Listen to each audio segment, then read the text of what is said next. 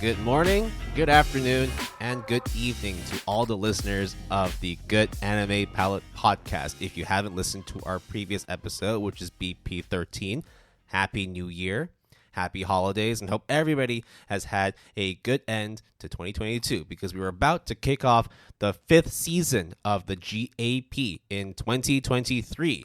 Welcoming back myself, Mr. Edgelord Sama, well, that's questionable now, but also welcoming back Mr. Fluffy Senpai. Shouldn't have said Mr. Fluffy Senpai, it's Mr. Senpai. Anyways, Jason, welcome back to the studio. How is it going, my friend? Edgelord Sama, can you please identify your Anglo-Saxon English name, please? William. There you go. Oh, so actually, no, I hate calling myself William. Is it like the parent syndrome of when they call your full name, that means you're in trouble? Exactly. Dude, I get triggered so much. Anytime anybody says William, most of the time it's because I done fucked up. What happens if they go Wilhelm? Then that would be kind of weird. Because I know that would be like the German equivalent to it. It's like trolley kind of thing. Well, I mean, like, I've also had a French teacher say that like the French equivalent to William is Guillaume. But then asking other French people, they're like, there's no correlation whatsoever to the names. I'll just take all that shit with a grain of salt. Guillaume actually is a legit name, right? Guillaume is a legit name. It's just no connection to Will. It's like a very loose connection. It's just basically like a like for like sound. That's literally it. It's like if you were to say William in Cantonese, it's William. But you're doing that phonetically as opposed to like actually having any sort of like actually like lexical like definition and connection between the two. But what kind of definition we have is we are coming to you with high fidelity audio. First episode, technically, of Season 5, but the second episode of 2023. We have taken like a bit of a break. We recorded, obviously, BP13 in between. We have watched stuff, not a lot, considering that we had a break. It's kind of hard, right? Like, when you had the break, you were thinking, oh, you know what, I'm going to catch up on so much anime, I'm going to read so much manga, and then when the break actually starts, you're just, twiddling your thumbs, and I think for me as well, it was just a lot of family time, a lot of friends had returned to Hong Kong to visit, so was mostly doing a lot of social stuff, as tiring as it was. But that does not mean that we are forgetting and abandoning all you listeners, all you beautiful, wonderful listeners. And we will get back onto the anime and manga hype train because that's exactly what we're going to do now. So as expected, after what Jason mentioned, no real updates in terms of what we've been watching or reading, though if there was anything we did read and watch, it's possible that we're going to apply it into our discussion topic in the second half today. So instead, we're going to come hot and heavy with a bunch of news updates because holy crap, it's been a while since we did any of those. So I think I told Will earlier before we recorded, like around this time every year, just due to the fact that it is Christmas and then New Year's, and then obviously Chinese New Year is around the corner, this area is just jam smack. When is Golden Week? Golden Week, what, in Japan? Yeah, is that like in April or something, or is it like they don't?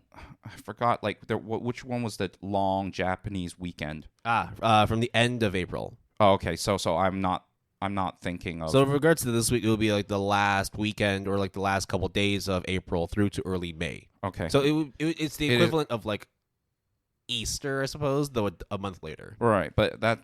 I then must have gotten my Japanese holidays mixed up. You're thinking of Chinese Golden Week, which is CNY. Okay, my bad.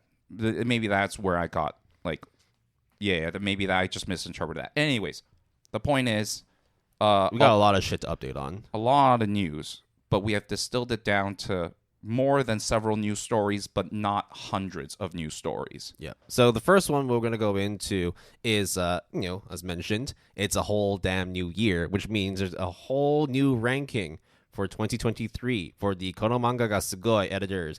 They have revealed the top 20 for both. Will, what is this Kono Manga ga Sugoi thing? What is this thing? Kono Manga ga Sugoi, or This Manga is Amazing, is a guidebook. Which manga? Loads of manga. Oh, shit. In fact, in terms of the rankings, there are 20 for top 20 for male readers and top 20 for female readers. So we'll just go in order in terms of the article itself. In terms of its top 20, there are some, expected suspects there. For example, like Goodbye Eri by Tatsuki Fujimoto, Akane Banashi by Yuki Tsuenega and Takamasa Mue.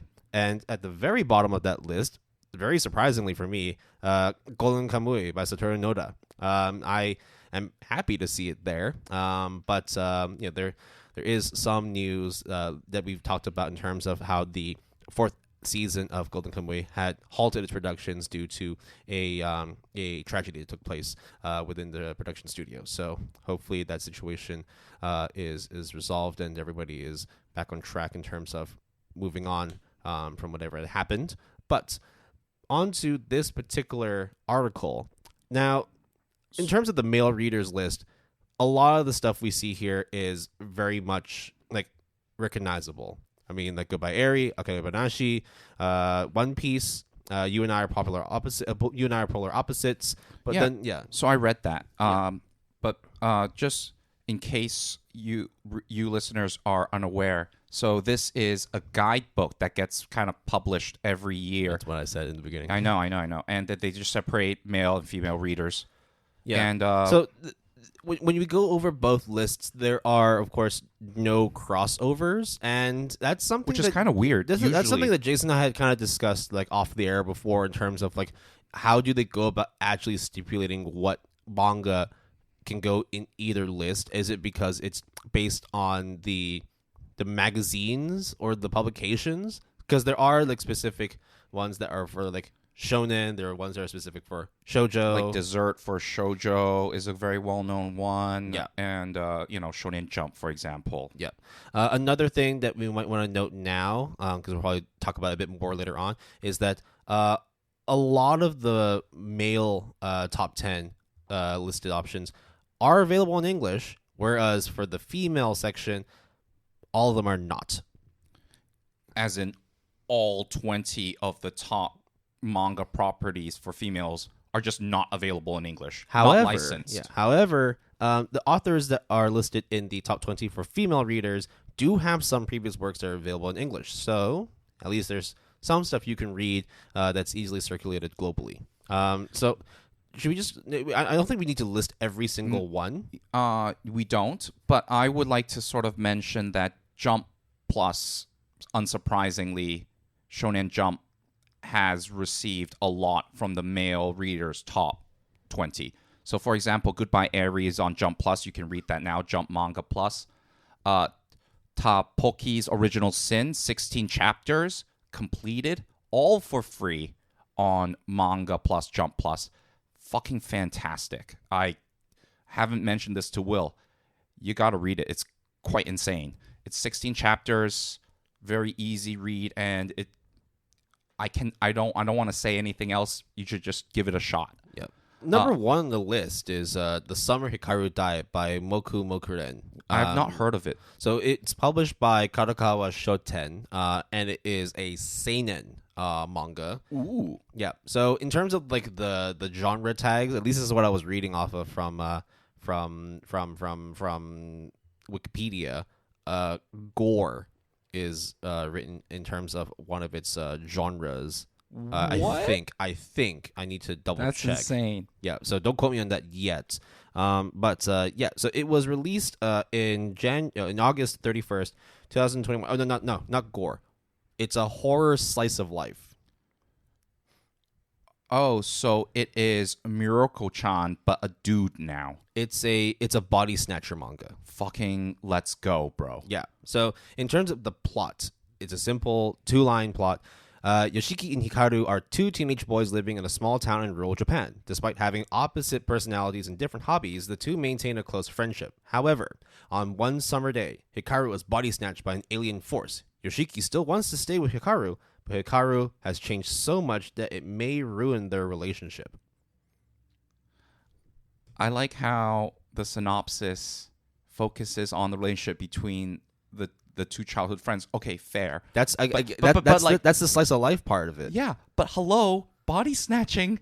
Let's not ignore the elephant in the room. But anyways, so is it licensed officially in English somewhere? Yes, by Yen Press. Ah, okay. I don't know if it's released yet. Yeah, I don't think so either.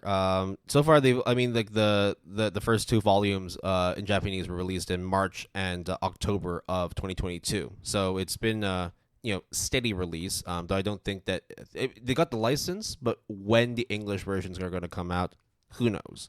One thing I do want to shout out though is You and I Are Polar Opposites, which is ranked number 9. Yeah, that's one I saw as well. So I actually have been reading that Jump Plus, Manga Plus on the side. The main character looks like Sakamoto.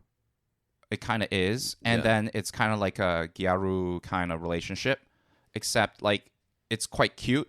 The lingo that they use is very American high school-esque, let's just say.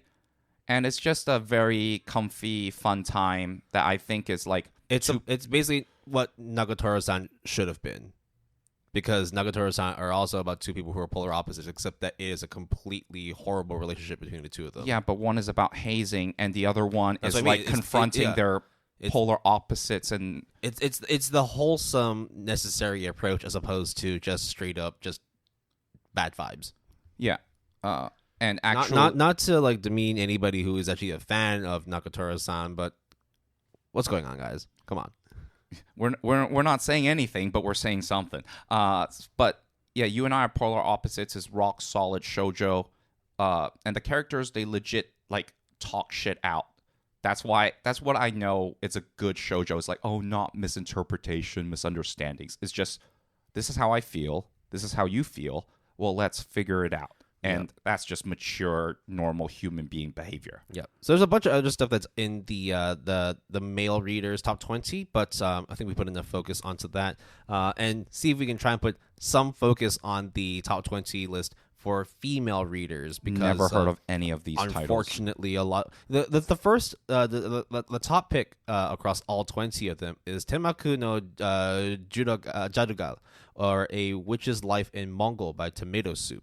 I think it's awesome name. It's based on like the story of a young woman in the 13th century. It's kind of like a history like set piece kind of thing. And then the other ones like Jean Bride, Serious Office Worker, Onano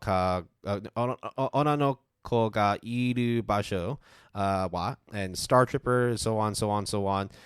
You'll notice that a lot of these just purely have Japanese names, and again, it's because none of them have got an English translation that's officially licensed. So Jason and I haven't been able to read any of them. That's where we can't really give too much insight in terms of like what each specific series is about, other than the small synopses that are published either on like Anime News Network or My Anime List, maybe even Wikipedia. But we will definitely have this linked in the episode description, so that if you do want to take an in-depth look in each specific series that's listed on these respective top 20 lists for both male and female readers, you can check it out in your own time. I'm extremely sorry for derailing this, Will. I actually know one of the titles very well. I just looked at it. Number 11, In the Clear Moonlit Dusk by Mika Yamamori.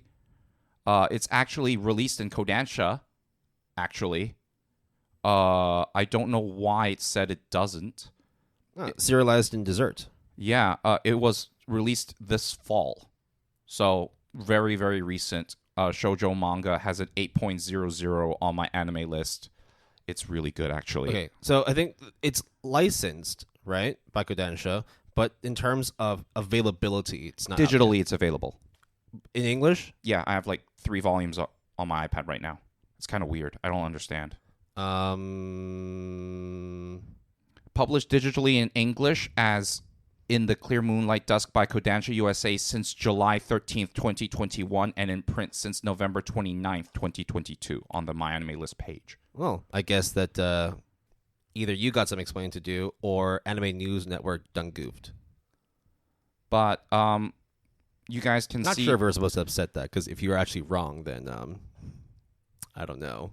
No, I mean, look at this. It's right here, bro. Again, though, I mean, this is also My Anime List. I read them. Yeah, but there was also a lot of English stuff that's out there that, is kind of gray area, right? Okay. Fair enough. I'm just saying. I'm pretty sure, but okay, sure. Stay in school, guys. See. No, you're right. It is listed. Okay. Now, redact everything there. Jason is actually correct, because what's funny is that when you actually click on the link on Anime News Network, they actually have 2 links linking to the first 2 volumes on ebook that are available for $5.99. Yeah, the first one released July 13th, 2021. So, Jason is correct. Feels good. Yeah, feels good. So, let's go on to the next news story, Will. Wow, it's available for $5.99, but Barnes & Noble is selling it for $9.99. What the fuck? What was up with that uptick? Anyways, on to the next article. I'm sorry for derailing. I feel real bad. Yeah, I mean, like, when has that never happened, right? On to the next article, which I think we can kind of just breeze past, because, I mean, who really cares? Gege Akutami has hinted that Jujutsu Kaisen, the manga, will probably end within 1 year. This is hot off the presses, and just about 2 years ago in February 2021, Akutami had said something similar in that sense, where back then the manga would, quote unquote, probably end within 2 years. So if we're going by 2 years, 1 year, then hey, maybe they're onto something. But as we've seen with, a lot of these kind of probably ending soon, who knows? It may be 1 year, maybe a bit more, maybe a bit less. All we know right now is that Jujutsu Kaisen is super hype right now, and still is. So, yeah, that's about it, really. Like, what else do we need to say about it? Jujutsu Kaisen 0, the prequel movie, rock solid. Will and I watched it in the theaters. I say it was solid. I wouldn't say it's rock solid. The music and the sound design was really, really good. But okay, that's fair. It's a good 8. Yeah, it's a good 8, right? It's a good 8. Yeah. Okay. 8 out of 10, B+. Now, another thing that we're going to talk about now is about Inu-Oh.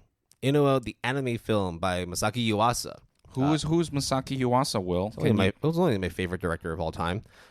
Is it? It's almost like we had an episode dedicated to his career which analysis. You all should go back to and listen to one of my personal favorite After Dark episodes. Which one, Will? Doesn't matter.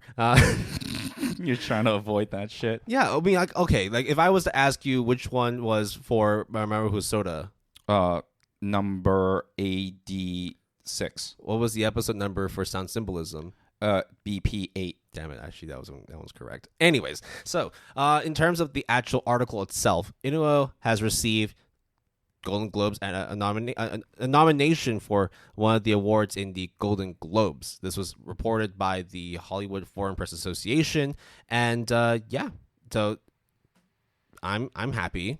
I'm happy that it's got one. I only just watched the trailer today. Fucking great. It's some sort of like crazy, gory, violent, but also like rock hair metal, shamisen. Hair metal rock opera. I mean, in terms of like actually putting a genre down onto it, it's just wacky because that's what Yuasa does. Is avant-garde. I hate that. Satoshi Kon will be proud of Inu-Oh, I think. Yuasa's latest work. I think like it just looks very Yuasa-esque and Satoshi Kon-esque, which is exactly what you want. I think the only other film recently that has gotten a lot of attention is Bell. Obviously, Makoto Shinkai's new film about the ones with the doors. You saw that trailer. Yeah. That one's been doing well. Yeah. But, Yeah. Okay. We'll see it when we get there. Yep. So, the film has already gone and passed in movies. The distribution company G Kids will release the film. Well, actually, digitally, it was already released back in December 20th. Blu-ray discs and DVDs will be distributed by Shout Factory on January 24th. So, if you want to watch it now, you can at least get it digitally via Apple TV. For $14.99 US. Okay, what? Yeah, that's pretty expensive. I mean, even the cars outside did not approve of that statement. That's pretty much the same price as a movie ticket, but you're watching it at home on what I would assume be like a much smaller screen and a much quieter sound system. what is also quiet is when you need to pay up. Man, you gotta work on that segue. And yeah, dude. Even the cars are being like, bro, come on. No, this is just I done fucked up, Will. This is some real sad shit. So one of probably the most well-known, highly acclaimed anime series of all time. Of course, it's debatable what is number one or whatever. We've talked about this before, right? Like Endlessly. no one has the same number one. But I would think a lot of people would agree that Steins Gate would be in that discussion, being the time-traveling anime series with a bunch of movies. There's a prequel, Zero. All based off of originally a visual novel. So, unfortunately, the company that makes Steins Gate, they're called Mages. Correct. They have now claimed insolvency and has said that they have lost over $4 million. Yeah, $4.6 million US. Yeah, so not even yen. Yeah. Which is actually not that bad of a loss. But no, it's in USD, bro. So. Yeah. No, I mean, in terms of like, we don't even know how big Mages is. Just in case no one really knows much about them. They've produced Chaos Child. They've done the Science series. They also made Corpse Party. I've heard that name before. I don't really know much about it. Really? You talked about it extensively in one of our previous episodes. Corpse Party? Yeah. Which one? I think it was horror. Or it was... I think you definitely talked... I can pull that episode back up. Bro. You said... Are we time traveling? You literally said at the beginning, I can't believe I'm about to say this, but Corpse Party, and then afterwards you just went into like a kind of trance. Like fugal mind state? Yeah. Anyways, so... Of course, if we're talking about like companies in general, like $4 million may not sound a lot, but in terms of like games development, depending on how big your studio is, 4 million plus is a lot of goddamn money. Now, we should also make it clear they are in insolvency, which means that it's a financial state in which they aren't able to repay their debts. It's not quite the same as bankruptcy, which is the process of actually going and liquidating assets and repaying back investors to cover losses. So they haven't gone to the bankruptcy stage yet, but that is very likely what the outcome of this whole news story will be. The other option is that they have a parent company which does help in terms of doing some work behind the scenes. They could bail them out, though that also then creates another problem down the road. Right now, it's just a lot of financial troubles for the major studio. It just sucks because the studio that created this well-beloved anime series and set of films is now facing trouble. So that's sort of what we're reporting on. A lot of series like Higurashi, When They Cry. Higurashi. I'm glad you're still keeping up with that. Oh, don't ever change, Jason. When They Cry is also based on a visual novel. Not everything is based on a light novel, guys. Just saying. Yeah. So, hopefully that they can, sort out their financials, because they also only like recently announced that there was like development with 3 new games. So I'm still waiting on Steins Gate ? Which is currently the working title for their upcoming like addition to the Steins Gate series. So why won't you... Okay, look, I'm not a studio head, executive, or whatever, but if you say you have 3 current projects and you are having financial losses, and one of them you have announced is Steins Gate something, wouldn't you kind of just cut the other 2? Well, probably, right? I mean, again, it depends on how far along, right? Well, I mean, like, imagine you come out and just say, "Oh, we're only doing 1." That doesn't like stoke investor confidence. The last thing they want is to scare off investors, right? Yes, of course, like keeping them in the dark is not great, but that's also what a lot of other companies do anyway. The last thing you want is to come out and bear like small bits of bad news along the way, because then your profit lines just start dropping.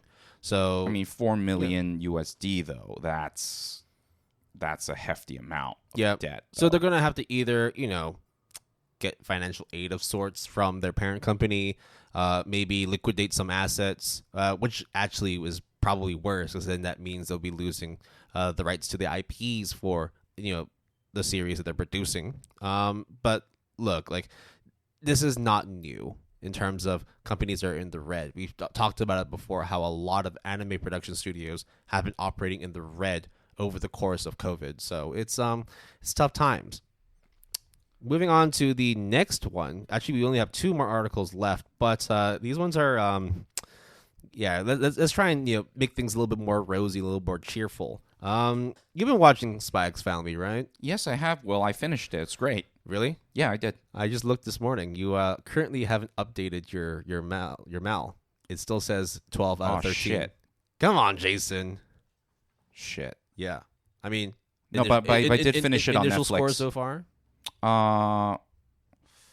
Probably like a 8.5. But trending towards an 8. I'm trying to figure that out because... Did you like season 1 more or season 2? I mean, okay. Do you like part 1 more or part 2? I'll be honest. I think one of the allure of why I gave part 1 a 9 was just because out the gate it just felt fantastic. So, of course, part 2 didn't dip in terms of quality, in my opinion. They introduced one of my favorite characters from the manga, also a plus. But it was like same shit, different day. But really, that's kind of like an insult to the sheer production of part 2. Yeah, but generally, I mean, a lot of people seem to like part 1 way more than part 2. I mean, for part 1, the mouse score is an 8.69, and then for part 2, it's a 8.39, which isn't like a huge discrepancy. They're both like very rock solid. I think it's just hype train. Yeah, and I got a bit of that too. But hey, season 2 got announced. I don't know if we have a report on that or not, but season 2, surprise, surprise.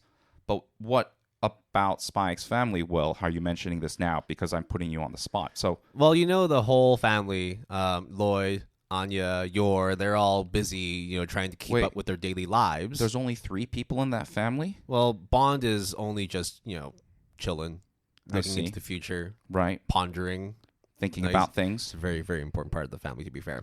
Yeah. So, yeah.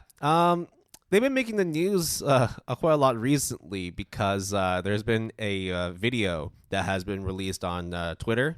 Right, but hear me out, guys. So this has nothing to do with Japan now. I mean, Spy X Family is a Japanese anime series property, Yeah, no, we're actually focusing on a different country, different location, Taiwan. So I don't know how else to put it.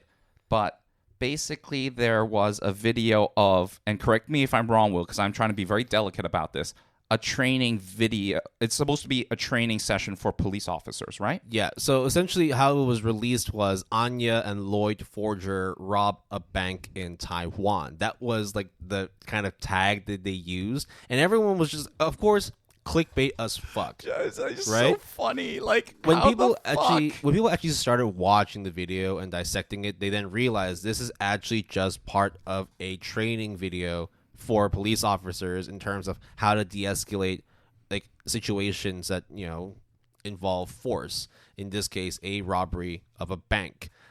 It was just kind of funny, but also what the fuck that they decided to have 2 of the robbers cosplay as Anya and Loid Forger. So this is what happens.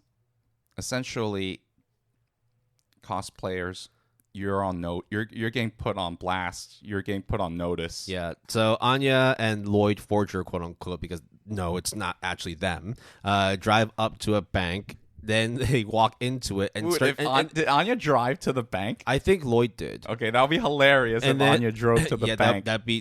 There's some inconsistencies there. You clearly are not reading the manga if you've got Anya driving the car. They go in, and then out of like 2 rucksacks, they pull out like assault rifles and start getting everyone to get on the ground.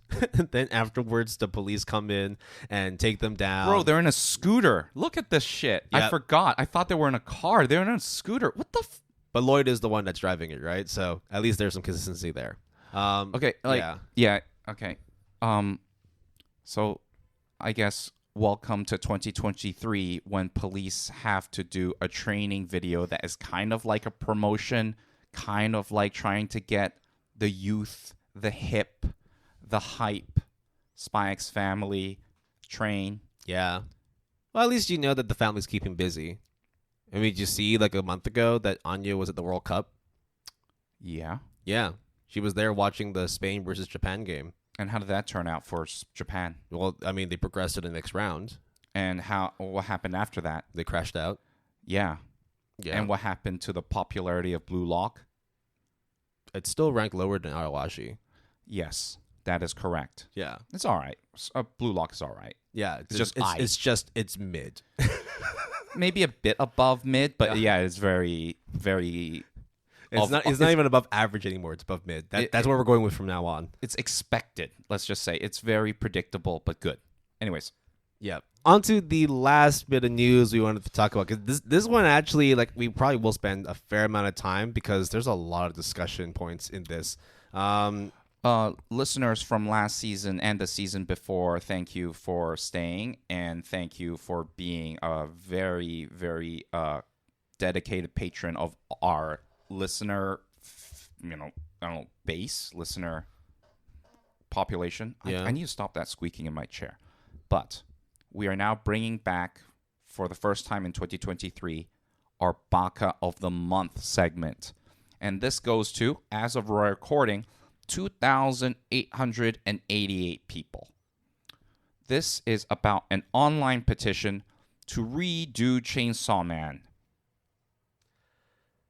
Why? On change.org. Yeah. So apparently the anime is incredibly polarizing because of the film-like direction choices undermine the intensity and comedic elements of the manga. A lot of people, well, by a lot, I mean the 888 people that signed the petition, felt that Denji, some of the lines were cut from episode 1, and there were a couple changes in some of the battle scenes that happened later on in the series, and they felt that this is the director, quote-unquote, misunderstanding the themes and foreshadowing in the original work. They also felt that the anime's pacing, such as, spending too much time on specific arcs, and also some of the voice actor performances just did not match up to their expectations. I am using Google Translate here, but I'm quoting the change.org online petition. It is not an exaggeration to say that this was a real failure. So in light of this situation, I, being the creator of the petition, will submit a signature to Shueisha and Studio Mappa requesting a reanimation of Chainsaw Man, which has a new director with a high degree of understanding. And he gave out several suggestions, which I was like, sure. For example, Studio's Dorohedoro animation production company Trigger, Tarantino movies and B-class movies are ideal directions for animation. So not only are this person is requesting it to be redone, but it's like, here are some notes for you, man. Like, yeah, they want Tarantino, who's never directed an anime series. Technically, Kill Bill has this anime segment, kind of. Okay, was he the one that was supposed to be doing the whole thing? I mean, we just know that Tarantino is just a fucking mad lad. So, bro, I'm just throwing this guy, girl, under the whoever, bus, a bone, so then I can just rip it in front of his face for like his or her face for like the next 15 minutes because I'm gonna go ape shit on. What's hilarious is that this article that was posted on Anime News Network came out on December 28th, and they were the petition itself was trying to essentially gain 5,000 signatures, and they would open up signatures up through to December 31st. However, the Change.org petition is still online. They're still getting signatures, and since then they've only managed to get just over 800 additional signatures, no closer to the 5K mark that they were trying to get to. Okay, so I did my due diligence and started watching Chainsaw Man. Okay, it's obviously, I think it's fantastic, but sure, the grainy kind of let's fucking break this shit down. Yeah, let's dissect this. I'm just gonna go ham on this. So first of all, he noted his summary. Actually, is this a guy or a girl? Actually, we'll keep it Kobeni for now, Carr started this petition to Mappa. So we're just gonna call him Kobeni Carr, even though that's the name of. I get that reference. Okay, let's say The summary of criticisms was broken down into 3 parts: director's original interpretation, storyboard/direction, which is kind of funny because that's the director, and music and sound. All right. So he said that the Chainsaw Man anime, directed by Ryu Nakayama, was very movie-like and very unpopular. The momentum and gags are considered to be the charm of the original work are lost due to excessive realism and eroticism. So, Will, apparently Chainsaw Man is really unpopular. Incredibly unpopular. I mean, a whole 2,888 people are really, really outraged by the handling of this massive property. And furthermore, Will, why can't the Chainsaw Man anime, so not live action, let's be clear here, anime, fictional 2D animation, is not realistic enough because the chainsaws out of a dude's head and arms is just, the way that they did it in Mappa is just not realistic, bro. Yeah. The fact that in this fictitious Japan, there are devils. What was that thing they said about the eroticism of it? He just said eroticism. Okay, but I mean, it's also what happens in the manga, so like I don't know what you're trying to... This is just clearly someone who doesn't even know what the fuck Chainsaw Man is. In addition, there are criticisms of the optimization of the overall story structure and tempo during the animation, such as the lack of breaks between episodes and the bad ending where too much time is spent on a certain arc. Fine. The lack of breaks between episodes. Which doesn't... I don't understand what they're trying to get at there. Okay, maybe it's lost in translation. Yeah, it could be, because this is all Google Translate, right? Yeah, I mean, okay, so fair point, right? But were they expecting a previously on the last episode of Chainsaw Man, and then like a 30-second recap, and then now like going into the next episode? Like, I don't understand. Like, the whole point in watching like a shonen action series is that you want it to be fast paced. Okay, there might have been some criticisms about the pacing in the latter part of the first part, but look, just because you have things laid out in a certain order and a certain pace in the manga, it does not mean that that's going to be translated panel for panel, word for word onto screen. There's no way that you're able to do that like 100%. So Will and I read the manga all of part 1. At the very minimum, we both have done that like ages ago. And to be fair, it's not like there's pacing issues, but there are parts that are a little bit slower than other parts, but that's normal. You don't want it to just be completely high octane all the fucking time. And to be fair, Fujimoto Sensei's art style is quite distinctive. So sure, I get that, right? So the director, Ryo Nakayama, was like, hey, I'll make it grainy and film-esque like, right? And make the palette, because I noticed the color palette is a bit bland, but I know that it was done by design. And the gag thing, like, at the end of the day, like, it's really well made. It's really smooth. They incorporate 2D and 3D in a way that doesn't make it stand out, so then you can't tell which parts are 2D and 3D. I don't know if you know what I'm talking about, Will, but like they blend it very well, such that actually, you know the Jujutsu Kaisen opening, right? Yeah. Did you like any of the openings? They're okay. Like the animation sequences and stuff, they look pretty dope. I thought the action. If I had to choose between the first or the second openings, the second, the music was really good. But I like the subway motif of the first. Yeah, that was also like really dope. But imagine that quality, fluidity, fidelity of animation for the entire anime, and you get Chainsaw Man. Yeah, like look, I haven't watched it, but I'm not in a rush to. So therefore, like the criticisms of it, like I'm not gonna be like able to reflect on them simply because I haven't watched it myself.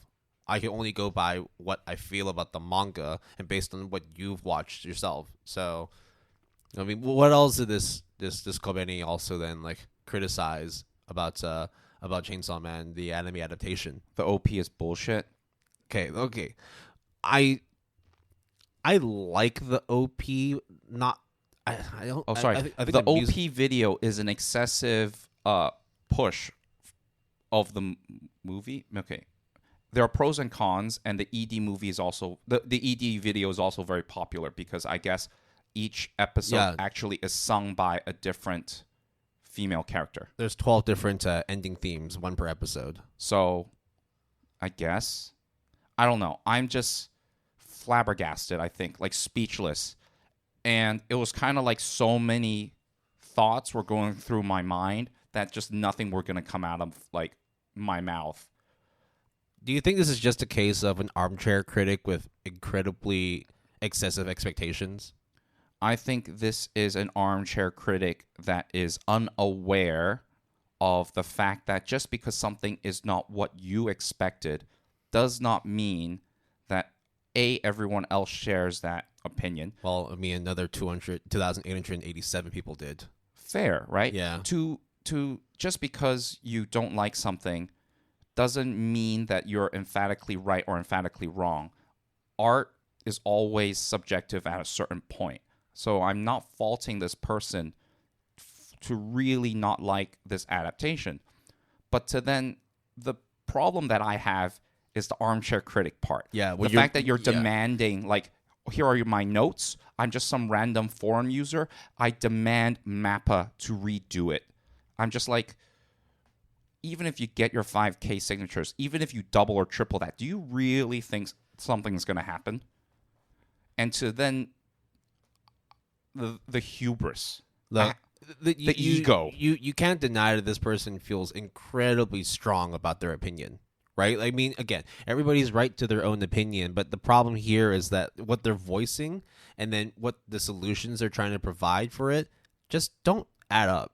You know, you're expecting this to be Tarantino-esque. You're essentially asking for a Hollywood level of production, which is not something you regularly see in anime. And okay, again, it could be due to translations, but for storyboard and direction. So apparently this person is an anime industry aficionado, which he or she could be, okay? In general, the reputation of the battle scene and gag scenes are bad. The lack of impact is due to the large number of drawing strokes, and the elimination of CG and manga-like productions are cited as contributing factors. Okay, so you watched? Did you watch enough action scenes to have any perspective on this? Kabeni Car, shut the fuck up. Right. Okay. Great. The fuck you talking about number strokes? Oh, it's bad? Where are your references? Okay, I have a podcast. I'm shitting on you. Look, just show your receipts. Don't just say shit. Yeah, don't just air out your dirty laundry like that. Within this petition, you say like, oh, hold on. I really need to make sure I get this part correct. Ooh, they said something about like, oh, show pictures before and after, I guess. I'm just like, where are your photographic evidence? I'm not asking you to get interviews or statements because that's unrealistic. And at that point, I'm just being an asshole. But what I'm trying to say is when you just make a general broad statement like it's bad, what, like from where? Show links. Just show a user. I mean, you did show something, but like the music is bad. How so? It does not excite or leave an impression. The fuck does that mean? You can hear the characters' conversations, but the volume adjustment. Okay, so the sound mixing is bad.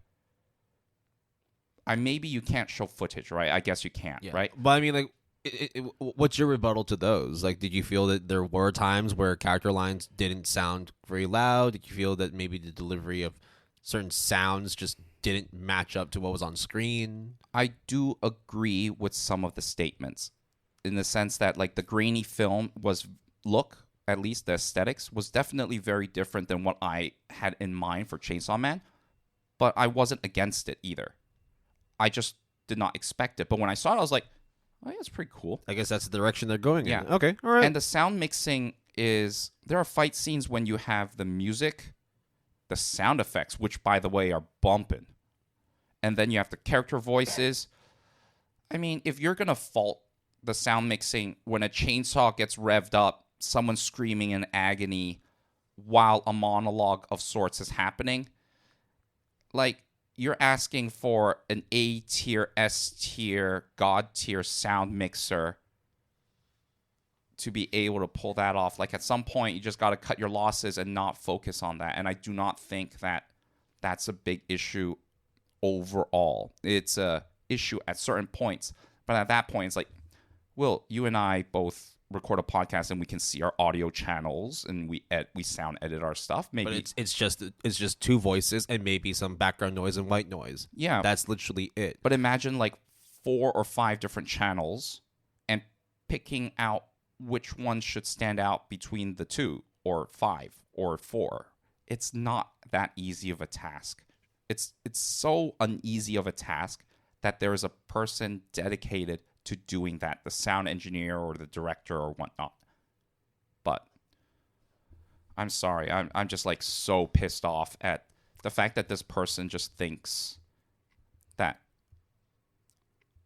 I don't know. I'm not even pissed off at this. I think like criticisms and opinions are warranted. I'm more just kind of like bewildered that there's someone that felt so strongly about something without any substantial evidence, yet also managed to convince like another 2,000 plus people to go ahead and sign on it. Now, how many of those signatures are legitimate? Who knows? It could just be someone just, trying to get on the bandwagon and also hating on, Chainsaw Man. But again, this is like a minority. The fact that there are over 1 million members on Chainsaw Man's My Anime list, a very huge majority of people love Chainsaw Man. I am one of them. 8.71 for its MAL score, ranked 47, popularity 129. Again, take all that stuff with a grain of salt, but enough people have taken the time to actually complete or just put a listing on their anime list profile and said, this is what I liked about Chainsaw Man. This is the ranking I want to give it. And there you go.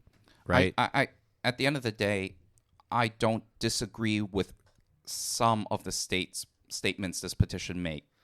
But the issue is to be able to say, this is how you fix it, rather than to fix it, or to, here are some notes for inspiration, is a bit, unless if at that point you need to show who you are to show credibility maybe, or provide evidence, which I understand actually is quite difficult. The funny thing is, I was expecting the voice to be like, yo, Nakima totally did not like her voice. Because actually, I have heard that from a lot of people. I also thought it wasn't what I thought she would sound like in the manga. But I wasn't like, I was like, yeah, okay, got used to it, it's fine. It sounded like a lolly, sure, no problem. Power's dope, though, I have to say. I mean, Ai Farouz is a great voice actress. Absolutely love her. They need that Yay song. Yeah. What about Denji's performance then? From Kikunosuke Toya. So here's the thing. Well, without really getting too much into spoilers, Denji's, especially in the first episode, you already know he's a bit of a pushover. Yeah. He's a bit of a submissive, I don't really know what I'm doing, like brain dead kind of person. He's just a kid who doesn't know what he wants, and that's the whole like point in his character, right? Fucked up like upbringing that then get thrusted in this crazy situation that basically is the first part of the manga. I can tell you at least towards the end of the first part of the manga, he actually becomes more of a I guess you would say a person. I know that sounds really degrading, but I think that's the whole point of the character development. He goes from 0 to 1, 0, nothing to something. So, of course, in the beginning, when you, by definition, and I guess this is my subjective interpretation, you have to sound kind of unemotional, kind of just, yeah, sure, whatever. Like, I don't know how you would be able to express how bland you are except by being bland. It's almost like when, and similarly, villains, they sometimes are very good villains. They act and voice act very well, and they would get death threats from fans. That's how good of a villain this person is. And maybe in real life, this person is like the sweetest person ever. Usually it actually is. But they're just really good at playing or voicing villains. But they get death threats. Just think about that. People get death threats based on how their performance are in terms of their being an asshole or a villain on screen, not their actual personality in real life. Yeah, it gets excessive at that point when you're not able to break yourself from that immersion of this is just fiction compared to this is actual real life. Like everything that you see on screen, everything you hear from your speakers when watching anime, when watching a movie, whether it be animated or live action, just remember that these are all works of fiction, right? Do not try and connect the real life persona of an actor or an actress to who they are portraying on screen. It's like there's it's that weird sort of like parasocial relationship that I feel that people take a little too seriously, where they like feel like they deserve to be able to talk to or talk about someone in a more personal level, when really like we don't even know the person behind the microphone. We don't know the person behind the screen. They're just there putting on a performance, and we should take it as such. Yeah, and to also be fair to this Kabeni Car petition creator, he or she does say, while we welcome sharing on social media, please avoid slander and offensive expression beyond the scope of commentary, I guess, of Chainsaw Man, such as the denial of the director's personality. I guess basically like don't go after this person except within the scope of this Chainsaw Man thing. But he or she then proceeds to be like, this guy to do the very same thing. This guy doesn't understand shit. Okay, he doesn't express this person or death threats or anything. That's very fair and the right thing to do. Don't do that ever. But then to be like, yo, don't diss this person, but let me diss this person because this person doesn't know jack shit about the property that I love. Yeah, some real self-righteous shit right there. Look, again, we need to reiterate that these are, of course, opinions of a few, and it does not necessarily represent everyone else across the fandom. At the same time, yes, we should also reiterate their last point, do not go after anybody, and that also includes the petition starter Kabeni Car. Do not start bombarding them, doxing them, or just doing anything that would be harmful in any matter. Because at the end of the day, we're still talking about a work of fiction, and in this space, as Jason has said, criticisms are valid. People can talk about what they want in a space where they feel comfortable. I mean, we do that for a pseudo living now and for of course, 2 years. Well, yeah, and of course, like people aren't always going to agree with what we say. In fact, there may be some people that feel strongly against what we say. We're not in any control whatsoever over their interpretations of what we say, and we can never alter someone's opinion based on us pleading with someone, please stop saying this or please stop doing that, blah, blah, blah, blah, blah. But when it comes to giving out criticisms without actually providing any substantial evidence, at that point, you're just stoking the flames of getting people to raise their pitchforks for something they don't really fully understand. So this is obviously just a small voice amongst a large crowd. Very much warranted, because they can still say whatever they want. But you have the right, yeah. So no problem, absolutely. It's just kind of don't overextend. Is the nicest way. The only thing I'm going to say is just chill out, just calm down. Like there's no need to get too crazy about this, and just wait for the next season or next part to come out, and then afterwards, if you feel that the problems you might have had from the beginning are consistently in the next part as well, then go ahead and just do another petition. Okay. Will, do you remember Juna Dona from Realist Rebuilt the Kingdom? Sorta, yeah. Do you like the voice, by the way? Yeah. Breaking news. There is rumors that a certain character... Actually, wait, it's not rumor. Shit. She voices Rize. Yeah, I saw. That's fucking crazy. Yeah. I'm upset it's not Kanahana, but hey. Hey, it's not Maya No. Sakamoto. No. But, no. Reina Ueda, congratulations. You are one of my favorite characters in Chainsaw Man. My favorite character in Chainsaw Man. It's going to be great. All right. It's still power for me. Team power. So we went off.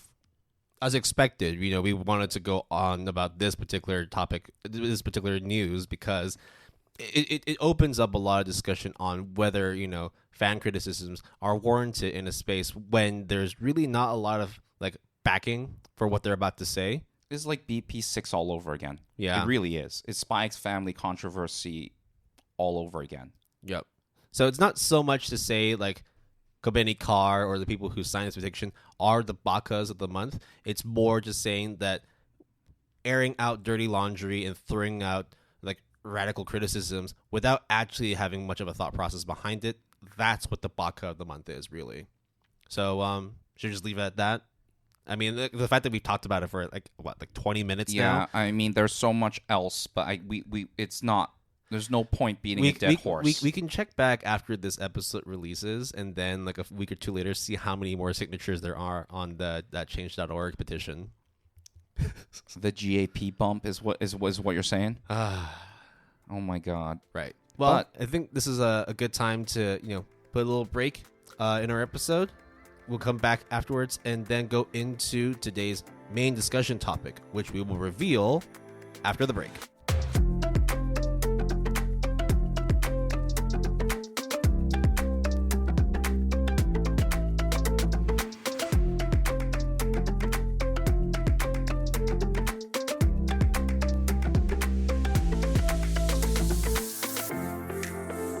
What's up, everybody? Welcome back to the second half of episode 49 of the Good Anime Palette Podcast. I am your co-host, Jason. Will is here, just chilling, looking at sound waves on our external monitor. They're beautiful sound waves. On a beautiful monitor as well. Yeah, I quite like that kind of widescreen, curved monitor. I should get one, maybe. It's a very good value. If you want to know, like, which brand, it's the Xiaomi brand. Sure. Yeah. Only it was I think it was like 2,300 or 2,400 Hong Kong dollars, which is very cheap for like almost like 35, 36 inches curved widescreen. But enough about that. Have we calmed down after talking about that stupid petition to redo Chainsaw Man? Mostly.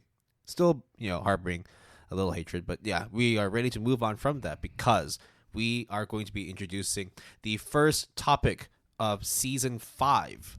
Just like the San Francisco 49ers win-loss record, demolishing just the West. Why you gotta do that, man? You know I'm a Seahawk fan. What the fuck? Just like how they leave a path of destruction in their wake with a win-loss ratio of 12-4. We are talking about blood, gore, and violence for episode 49. Will is reeling in his we're going seat. in on a very, very like heavy topic here. Didn't realize blood was going to be in this because I felt that like blood's kind of, both violence and gore have blood in their hands. But I see what you did there. I see.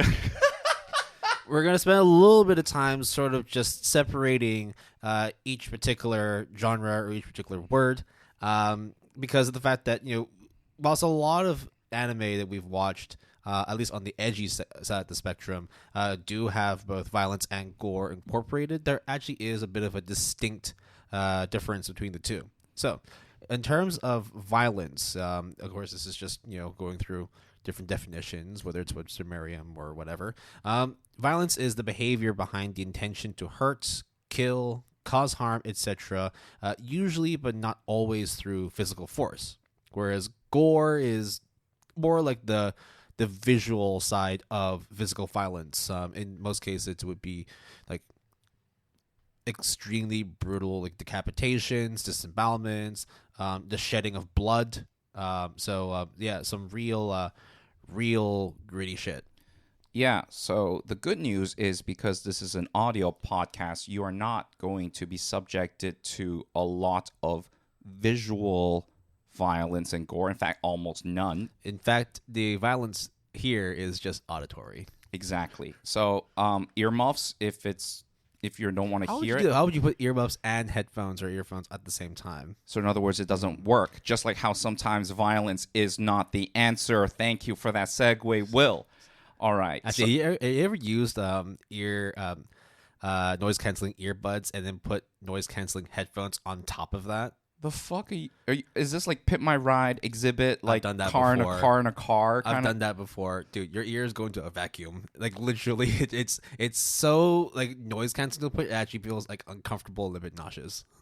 Oh no, because it's like that quiet room, right? Yeah. No, Yeah, like yeah. if it's like dead silent, it's actually like very disorienting. Because it fucks up like your equilibrium. Like your cortical fluids get kind of a little messed up from it. So, just like how people can get fucked up physically, or when you see blood and gore and violence, obviously it's a very integral part of media nowadays, whether it is real or in fictional kind of properties, live action or animated. And of course, because this is, as you know, the Good Anime Palette podcast, we decided to, of course, bring it from an anime perspective, of obviously including manga sometimes, as well as maybe some visual novelty, The visually novelty type of thing. Now, of course, we're still going to be making reference to either, live action movies or live action series. Hopefully, we don't ever have to reference any like real life instances of violence and gore. And we also do not promote or condone any of this kind of act, guys. Yep. If it's on the 2D plane, we good. That's essentially what I'm saying. Yep. So going back onto why we wanted to separate the definitions of violence and gore, much in the same way it's when we're talking about like suspense and horror, right? A lot of times like some series put those two together, but they're not like they're never always like fully connected. Like you can easily have one without the other. So it's like you can't have you can have violence without gore, but more often than not, you can't have gore without violence. Right.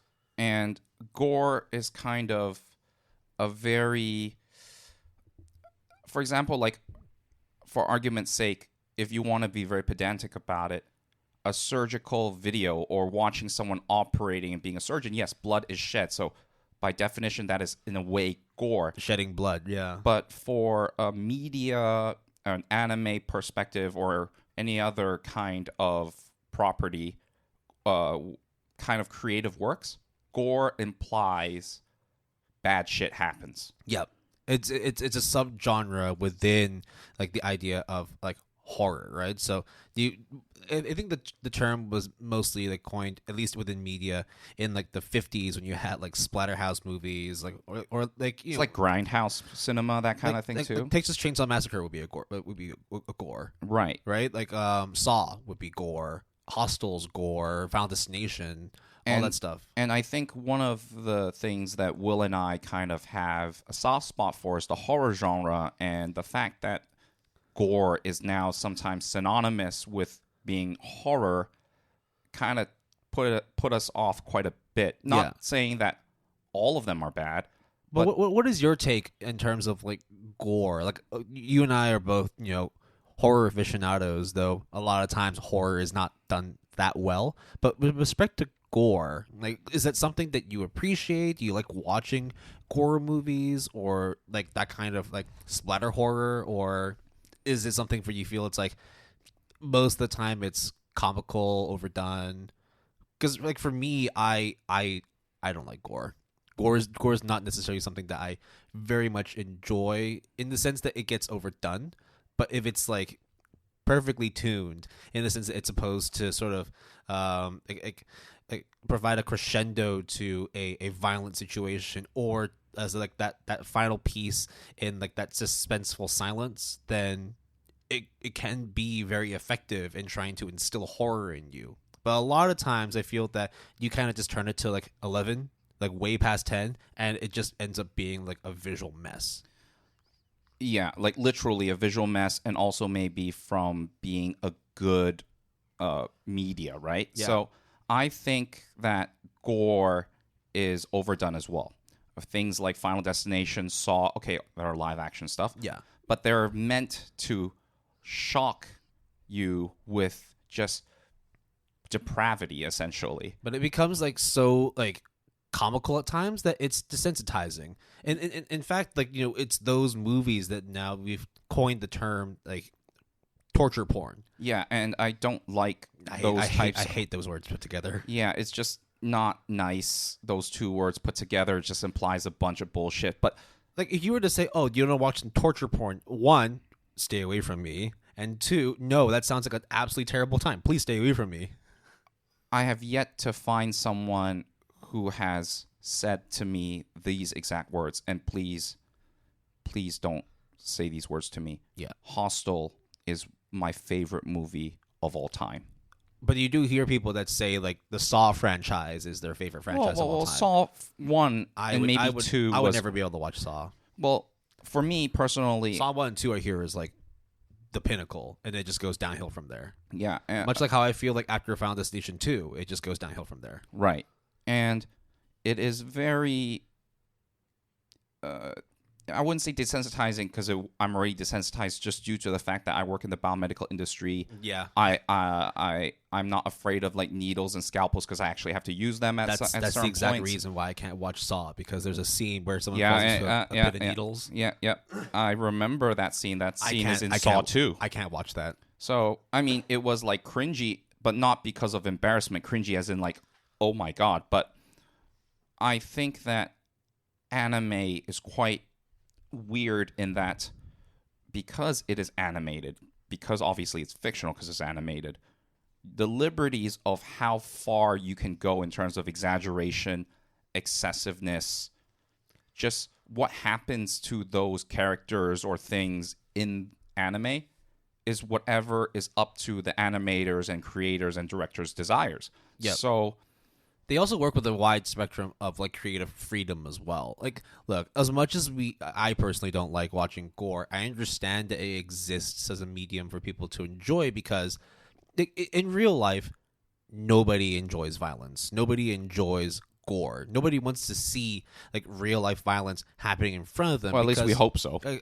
hope, yeah, right? Like the norm would be that you want to like avert your attention towards like real acts of violence and gore.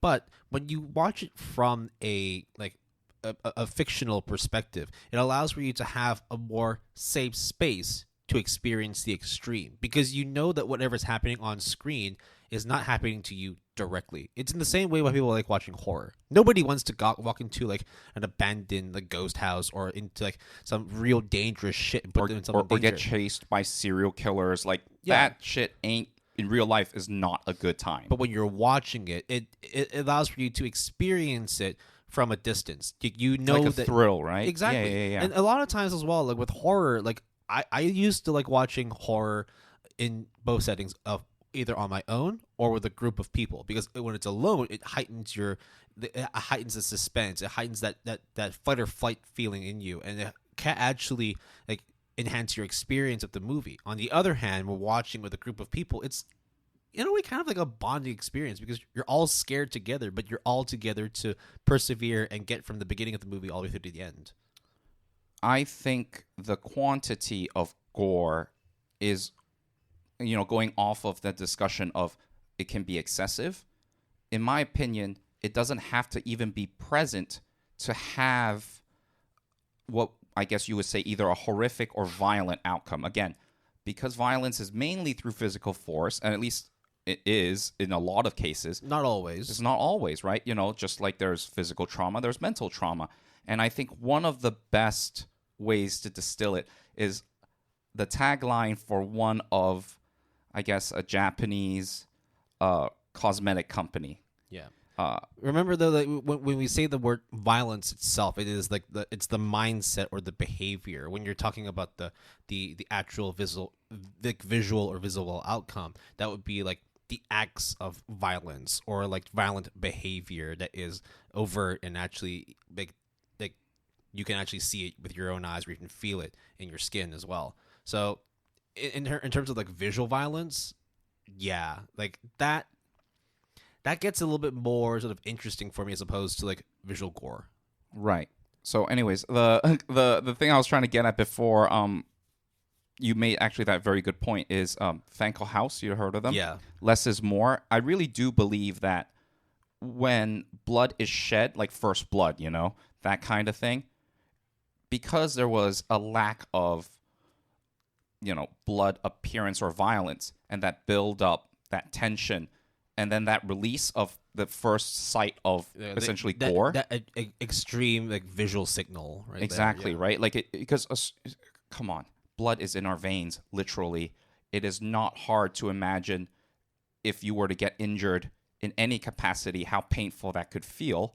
Or at least you would be like, oh, wow, if I get a paper cut and it feels like this, imagine if it, was worse.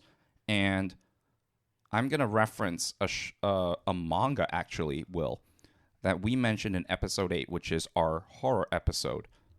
Have you kept up with Blood on the Tracks, bro? Not so much. Not since, well, actually, I can't say because that would be spoiler as fuck. But that is a fantastic violent manga. Violent in the sense of the psychology and the behavior behind specific characters.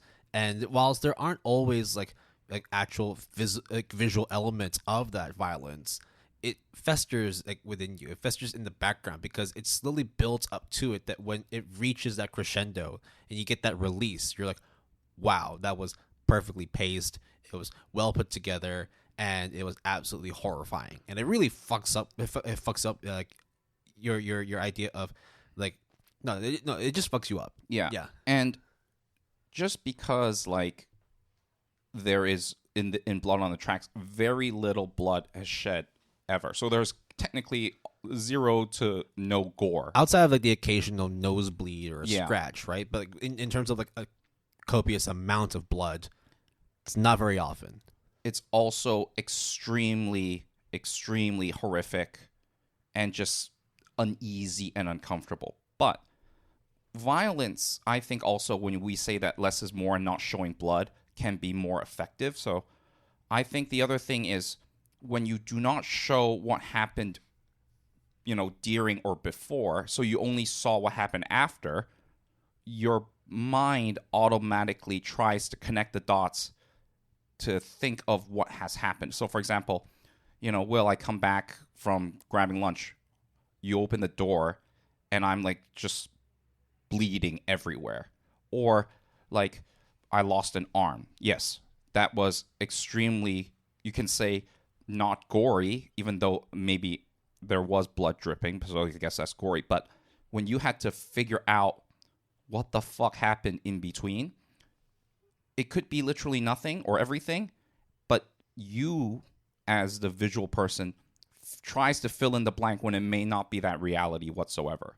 And I feel that in anime and manga, they have a lot of, like, nods, I guess. They have a lot of scenes. Sometimes they just don't show you, and you're just like, bro, that door got closed, but you know that person ain't coming out. Or some shit went down. You heard some noises. In fact, if anything, I think sound design in anime is so, so important. And it's just crazy. Well, I mean, there's always that cliche, like, violin crescendo when it's, like, quiet and all of a sudden, let's say someone just walks across the screen and then there's, like, an accompanying little violin. Zing, yeah, or like a repeating sound, like just a knock. Or like a splatter or something. It's just so like, oh, it's spine tingling, it's chilling, it literally gives you goosebumps. So like we definitely try and like enjoy violent and gory movies in the sense that everything comes together in a neat package. So it's like having a little bit of this, a little bit of that, and when you put it all together, it creates like the perfect kind of like chilling moment that really resonates with you. On the inverse, though, when we were talking about how less is more, when there's too much blood, when there's too much violence, at that point, like it breaks your immersion. It breaks that sense of you being able to actually immerse yourself into the movie, and then it more often than not just comes off as cheesy. It comes off as comical.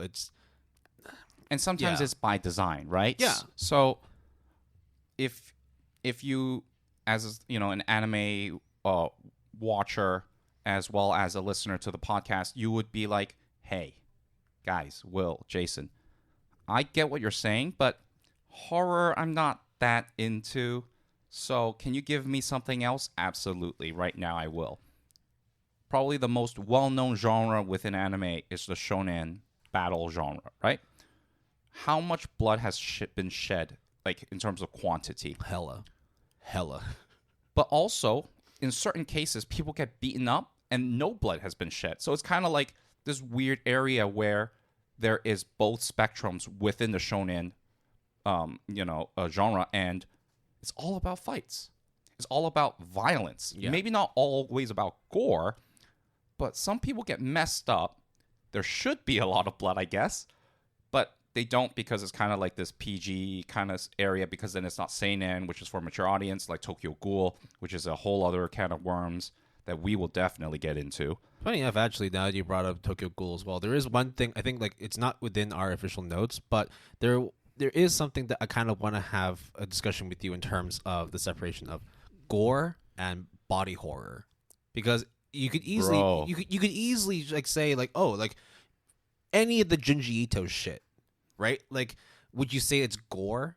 No, I think there is a distinction between, it's like Pet Shop of Horrors. That's not gore. That's body horror. It's a pet shop. Right? So of horror. It's a horrific pet shop, Yeah. you would say. But then it's like whenever you see like people that are morphing into slugs, or you've got like chest bursters coming out of your body and all that, like, yes, it is extreme like visual violence, but at the same time, that's not, at least by my definition, gore.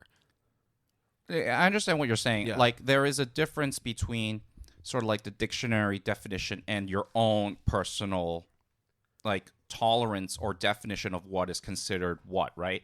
I mean, the whole point of what is considered horror or not within that one episode 8 that we did, was about the fact that everyone has different barometers and different understandings and expectations. So it's easy for someone to put the two on the same pedestal, and then there's also enough space where people would be like, no, like, keep those two as far apart as possible. So we have talked about how violence and gore in anime is sometimes overdone, overused, but when it becomes the cornerstone, the point of it all, it begs the question, in my opinion, dependent on the director, storyboarder, to make it so that the gore's purpose, the violence purpose, is as intended. Because, as you said, Will, when it becomes excessive, it can either be excessive in terms of like, bro, that's fucked up, or bro, that was fucking lame as shit. Yeah. So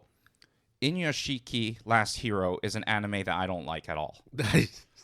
I'll just You've say said that many times. Yeah. I'll just say that again. I don't like it at all. But one thing that I do give credit for is kind of how no emotions is put behind the violence. It just happens, which is part of like the whole Gantz thing as well, which is done by that the same creator. And the whole thing of, well, violence seems so meaningless, yet people die by the truckloads. Blood is shed by the bucket loads. So what's the point? And guess what? That is the point. The fact that it's playing God. It's mindless. It's meaningless. And then that is like, don't look for any further like meaning other than the fact that there is no meaning. That's the whole point. Yeah. So I will always give Inuyashiki Last Hero credit for that. It's just not your cup of tea. Yeah, I just think it's a really shitty anime. Well, you still gave it a 7, though. I still gave it a 7, though. Yeah, I knew you'd say that, bro. I fucking knew you'd say that. But let's take when it goes violence and gore to the extreme, but it was effective. Using it as more of like as a means to like really highlight something.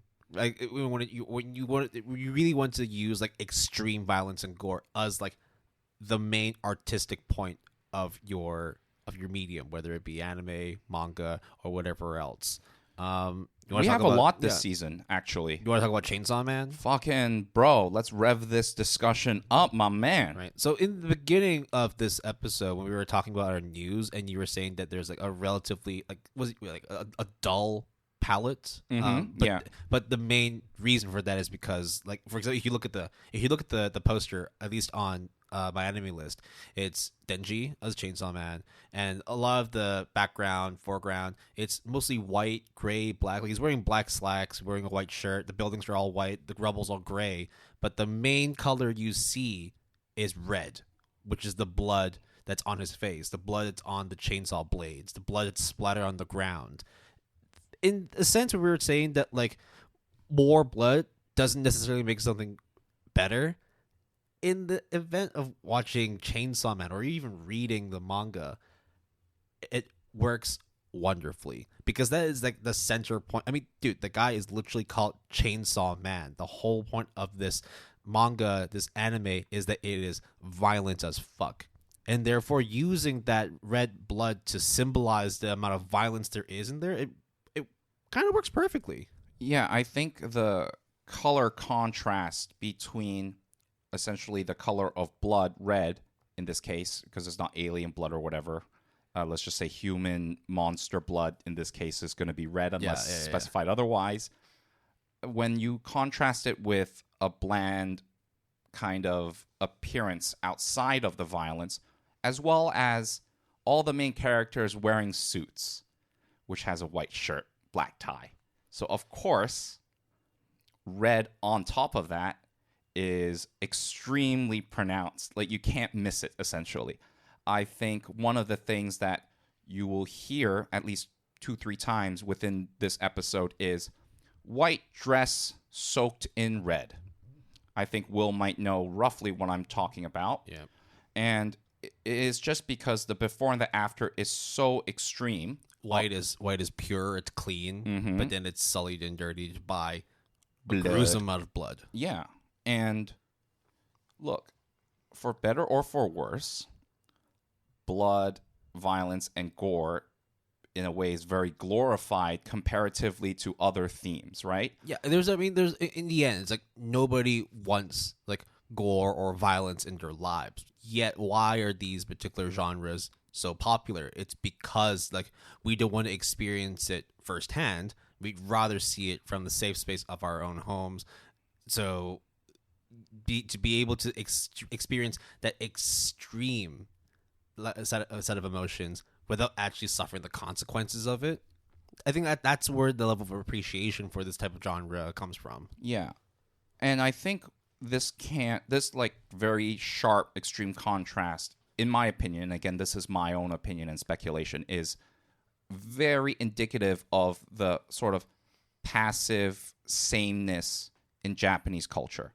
I think in general, a lot of people, when they hear Japan or anime, their mind tends to go to the most fucked up places for some reason. Oh, yeah. And to be fair to a lot of those people, you're right, Japan has a lot of fucked up shit. But there's a lot more to Japan than just the fucked up shit, right? Right. But then, I mean, when you go to Japan, when you understand the culture, you'll be like, but that doesn't make sense because these people seem, very value principle oriented, very by the books, in general speaking, and also don't advocate or condone violence of any sort, more so than compared to other cultures.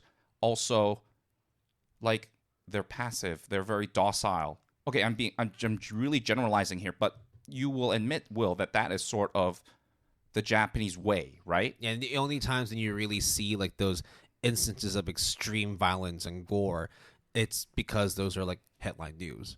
Much in the same way where like the bad kind. Yeah. I mean, you could say the same thing about a lot of different places in the world, but that's not always going to be fully representative of those places in the world. But I have to tell you, just Junji Ito alone is just...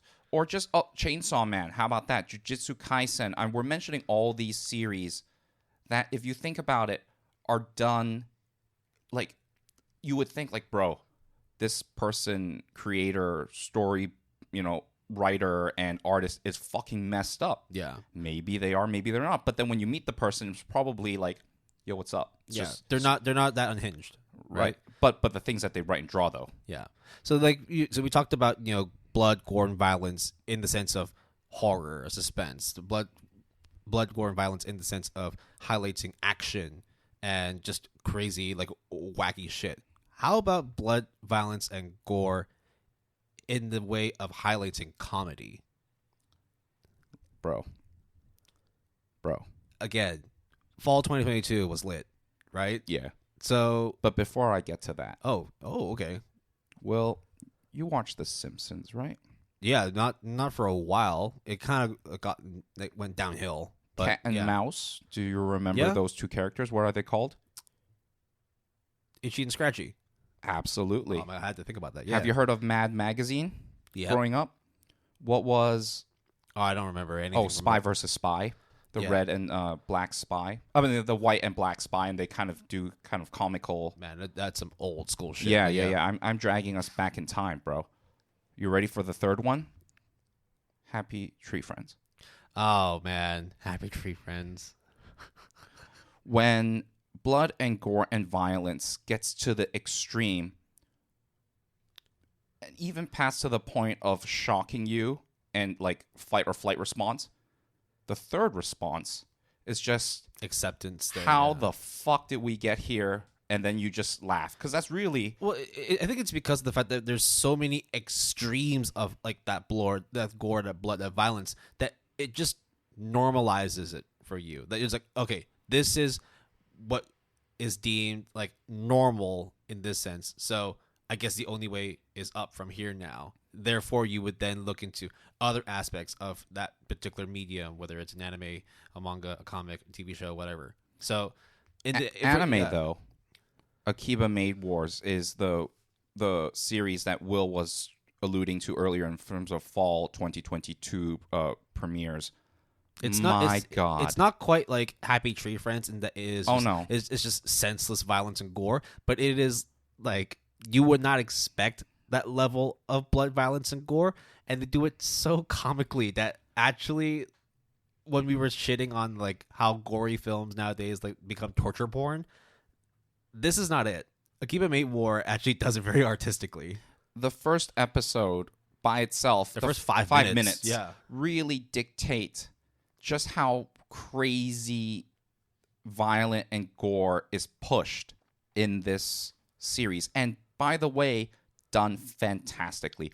There's a I'll just say a choreography scene towards the end of the first episode, and if your response is, interestingly enough, not like this fuck yeah, this is crazy, fucking hilarious type shit, then that, in my opinion, is not necessarily the right response.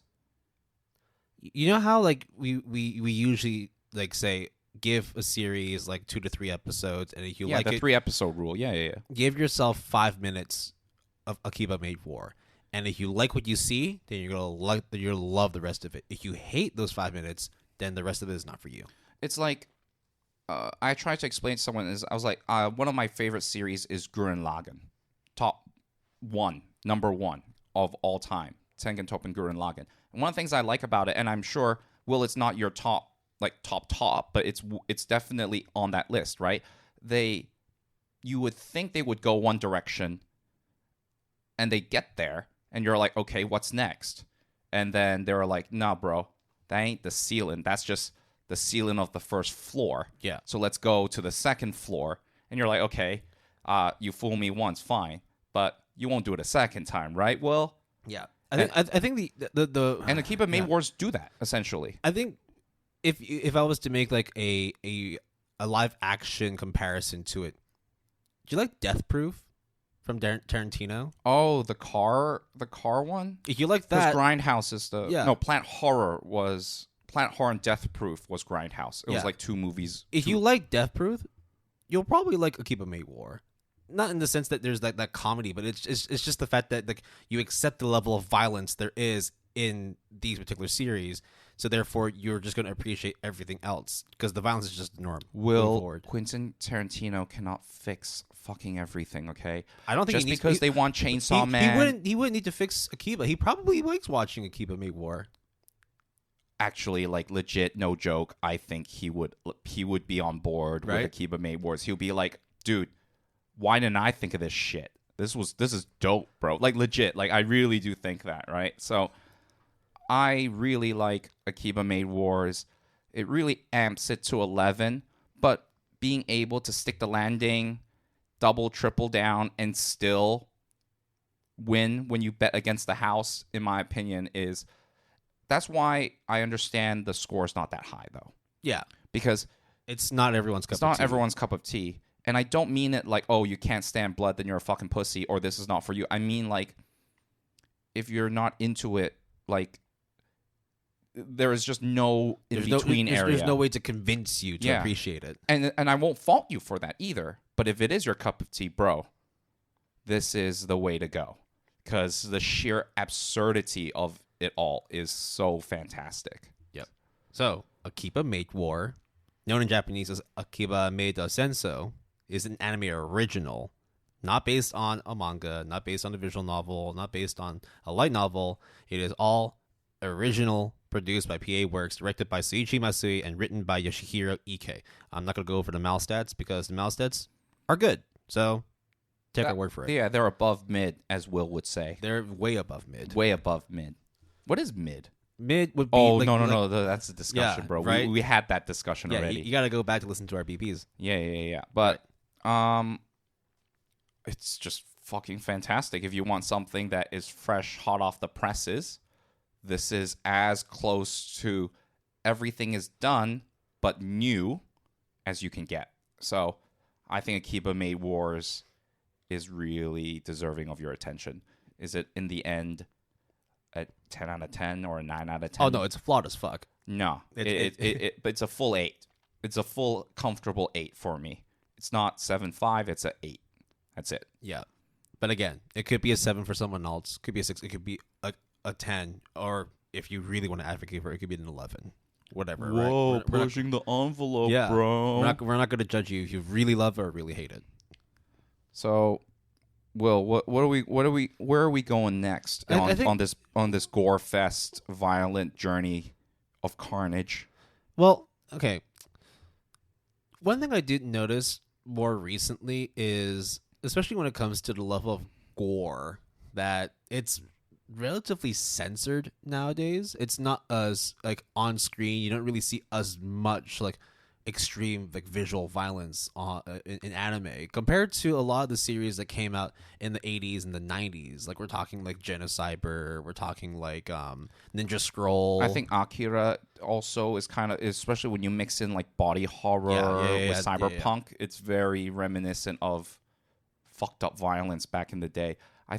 I mean, you even need to go. Was it Berserk? That was also really fucked up, actually. The adaptation in the 80s, right? Yeah. No, that was. I mean, the fact that the tags on my anime list are gore and violence, and that's it. That's it. But sometimes modern iterations of an old property, as Will would tell you now, can sometimes be an enhancement, and all you can do is weep at the fact that Masaki Yuasa decided to bestow upon us probably one of the craziest roller coaster violent rides I have seen in a long time. Will? I'll always have a soft spot for Devilman Crybaby. It's probably would I say it's my favorite? Isaac's up there. But if it was just for me to say, like, if I was to say like a pivotal work that came out of Sansaru by Masaki Yuasa, Devilman Crybaby is my go-to. January 5th, 2018, exclusive on Netflix. I think it was one of their more earlier exclusives, like right out the gate, around the same time as Violet Evergarden, but afterwards, right? Yep. So January 5th, 2018 was when it premiered. 10 episodes, I think? I think so. Yeah, I think 10. Yeah. But that's all you really need, because any more, like, you're just going to feel so empty after watching it. So I have not finished all of it. I just remember because at first I was telling Will like, oh yeah, I should binge it before we record, and then once I realized that maybe I'd not be able to binge all of it, I decided to not binge any of it other than what I remembered because I did watch a couple of episodes back in the day, and I was like, why don't I jot down what I remember? So Will, if you will, Oh, spoilers ahead, of course. there is a meme involving running, right? In Devilman Crybaby. That's infamous, right? So that's one thing I remember. Yeah. The second thing I remember, which I think is in the first episode, it is in a nightclub. Yep. And what the fuck? Yeah. Okay. Yeah. Then what the fuck? Okay. Then the third thing is I'm pretty sure that's where my my memory of the white dress, black, then stained in red, white dress stained in red, sorry, is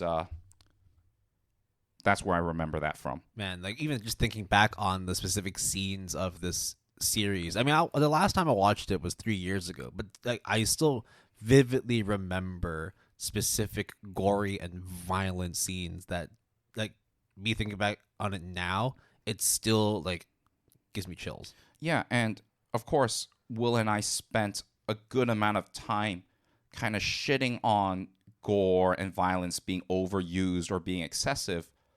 But in Devilman Crybaby, it was utilized in such a way that it was, I guess, using buzzwords here, memorable and impactful. Because literally, those are the three things I remembered, and I've not watched it since at least a year and a half back. Will has not watched it since 3 years. So really, when those kinds of images or scenes stand out, that is when you realize that, hey, just maybe they did violence and gore right.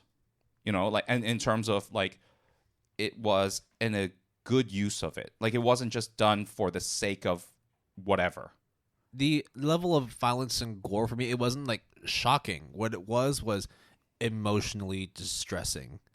That's when you cut deep, bro. Yeah, right. Yeah. When I saw what happened on screen, at that point I was just at a loss. It really fucked me up after seeing specific scenes in that series. And look, I know it's been a while since you've watched, a very long time since you've watched it, and whether or not you are going to complete it, that's very I much definitely up to you. will.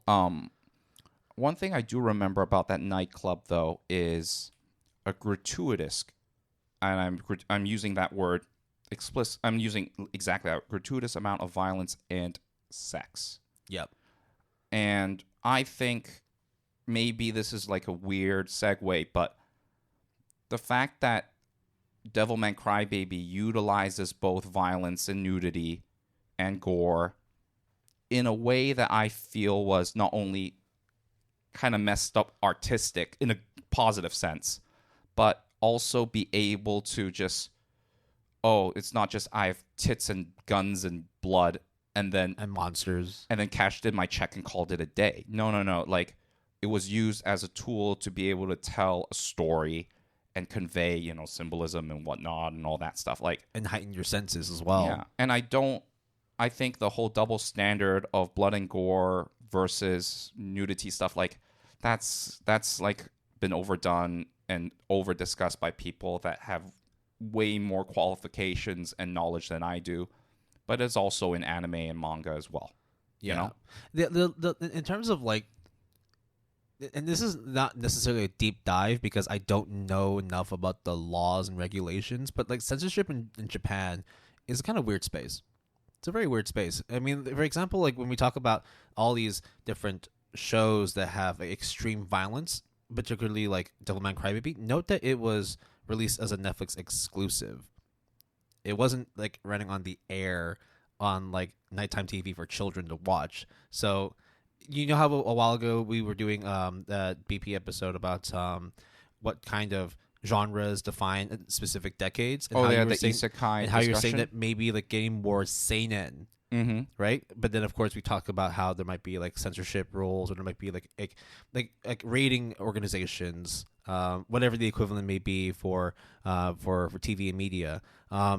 It would be a bit of an issue to actually get them broadcast live in Japan for regular cable TV. I think video games, they use CERO, Computer Entertainment Rating Organization. Yeah. And that one has like a very, very extensive list on the criteria it needs to meet in order to get a specific rating. In fact, like let's say for example, whatever rating it is, where it's like, oh, there's like extreme adult material, you have to be 17 and up. They even have there's one which is for 17 and up, and AO, and 18 for and up. Yeah. And then, like, depending on what kind of censorship there is, they'll actually have different icons. So it's like, oh, if there's violence, there's a gun. If there's drugs, there's a pill. If there is, like, something else, there's, like, a different, like, animal or image to represent that. It's actually kind of hilarious. Yeah, because in a way, you're telling people, be careful. But in another way, you're also telling people, yo, if this is what you're into. If you want to see some, like, batshit crazy stuff, there will be a symbol of bat and shit on the box. I mean, of course, I'm just and it could be crazy, but that's up to you. So yeah, I know. And rating systems does play a factor into the amount of violence and gore that can be shown in the property, right? It's a very fine line. Like this is actually a video game reference. I forgot what I think it's called, Calypso Protocol or Calypso something. It's a spiritual successor to Dead Space. Oh, I know what you're talking about. It won't be released in Japan because they weren't able to meet a specific censorship rating because of how violent the game is. So that's where like the level of like gray areas and shit we're talking about here, and therefore I'm not going to dive deep into it because I don't know enough about it. Same thing with ecchi shows, right? I know this is the whole point of blood and gore is not nudity, right? But just like how Will and I just like lampoon the shit out of all these censorship stuff that are broadcast on Japanese TV, by the way. They have the uncensored version released probably on Blu-ray or somewhere. You are able to see the violence as intended comparatively to the broadcast because they have to maybe shade things out when it comes to violence. Like Akutami Drive. That's exactly sort of the example that we wrote. Yeah. So it goes, Will and I love Akudama Drive. I love the shit out of it, yeah. The uncensored version is just as crazy, but now you see it in all of its glory. It's kind of sick, dude. Back in the day, though, it was a little bit more like Wild Wild West about it. Like, you could put anything on the air and it would be fine. Like, in terms of the level of violence. Like, for example, like, Fist of the North Star was fucking violent as shit, and they put everything on air. But that, I guess, like, the censorship laws weren't as refined back then. I guess it might even be time to maybe talk about another series that came out in the early 2000s, Elfen Lied. Oh, okay. We're gonna go with that direction. Okay, sure. Like Elfen Lied, like if you compare it to the level of violence in anime and manga that we see nowadays, especially on screen, because usually for me it's like, at least what I've come to know is, the manga tend to be a lot more violent and gory than the anime most of the time. Sometimes it's the inverse. And then sometimes the novel, the words are way more intense than the manga adaptation, and then way less intense in the anime adaptation, and then obviously way less intense in the live action anime adaptation. But yes, Will. Elfen Lied is the example of, oh, you thought the manga was gory? Watch this. Holy fuck, the anime is crazy. Holy shit. Just some background information as well. Based on the same name, written and drawn by Lin Okamoto, published in English by Dark Horse Comics. The anime was produced by ARMS back in summer 2004. The manga and the anime scores are relatively similar. 7.8 and 7.4, yeah. But the level of violence and gore are incomparable. Holy fuck. Elfen Lied is so fucked up. Holy shit. Much in the same way we were saying, like, you only need to watch a few minutes of Akiba Maid Ward to know whether you like it or not. You only need to watch a few minutes of Elfen Lied to know if you are okay with fucked up or extremely fucked up. I was watching it, I didn't even know there was a story. I didn't even know what the plot of Elfen Lied is. There's a girl pink kind of hair, split personality, kind of not, in like a cryo chamber, government stuff, and then all of a sudden the screen is red. Yeah. It's so like, look, this is obviously the more blood is great, not the less is more conversation here, because Elfen Lied is fucking insane. I think I don't even know where to begin. I know we wrote this down that we're going to mention it, and we absolutely have to. I just don't know what else to say other than, bro, if she was put to her, like, you know, like trialed for her crime, so to speak, like anime jail kind of thing, like greatest of all time, infamous of all time, no one will ever beat her in terms of just sheer amount of carnage. Sure, you might say, well, this person in this anime killed more people or did more egregious things. Sure, fine. I'm not trying to compare fictitious people against other fictitious people, but what I'm trying to tell you is just the sheer, just, you cannot say Elfen Lied and not mention blood, gore, and violence. It's the three main ingredients for Elfen Lied. Oh, plus pink-haired girl. Yeah. There you go. Which is the embodiment of blood, gore, and violence in a lot of anime and manga series. Because that's the yandere color. But, yes. And just to be clear, the main character in Elfen Lied is not a yandere. She's just fucking batshit crazy. There's a fine line between being a yandere and being crazy. Well, I mean, most yanderes are crazy, but no, this woman is fucking insane. Holy shit. I think of all the shows that we talked about, Elfen Lied is probably the one where you just don't know what to do with it. Violence and gore are the name of the game. Yeah, I wouldn't say it's good. I wouldn't say it's bad. But, again, you can't have it not discussed in conjunction with blood, gore, and violence. Like, I would say, like, in terms of the series we've already recommended or are about to recommend, Elfen Lied is like the literal epitome of blood, gore, and violence. Yeah, like some do it for comedic effects, some do it poorly, some do it for the sake of showing power. Elfen Lied just does it because it's Elfen Lied. I don't know what else to say about that particular point. And if it works for you, then wonderful. We're glad we could recommend it to you. And it's good in that sense for sure. It does its job. You know, its purpose, right? So to speak. Blood, violence, and gore for the purpose of blood, violence, and gore. I would say S tier. Yeah. For that one category. The anime itself, it's like a C plus, B minus. But if you just want to see like some incredibly violent and gory shit, and you can find like artistic appreciation out of it, then great. There you go. I'm telling you right now, if you watch Elfen Lied and you happen to also be a co-host of the Good Anime Palette podcast, the Guys Let Me Explain Award, this would be a prime winner, no contest, where... Pretty much locked in now. It's locked in, bro. It's the way it is. Okay.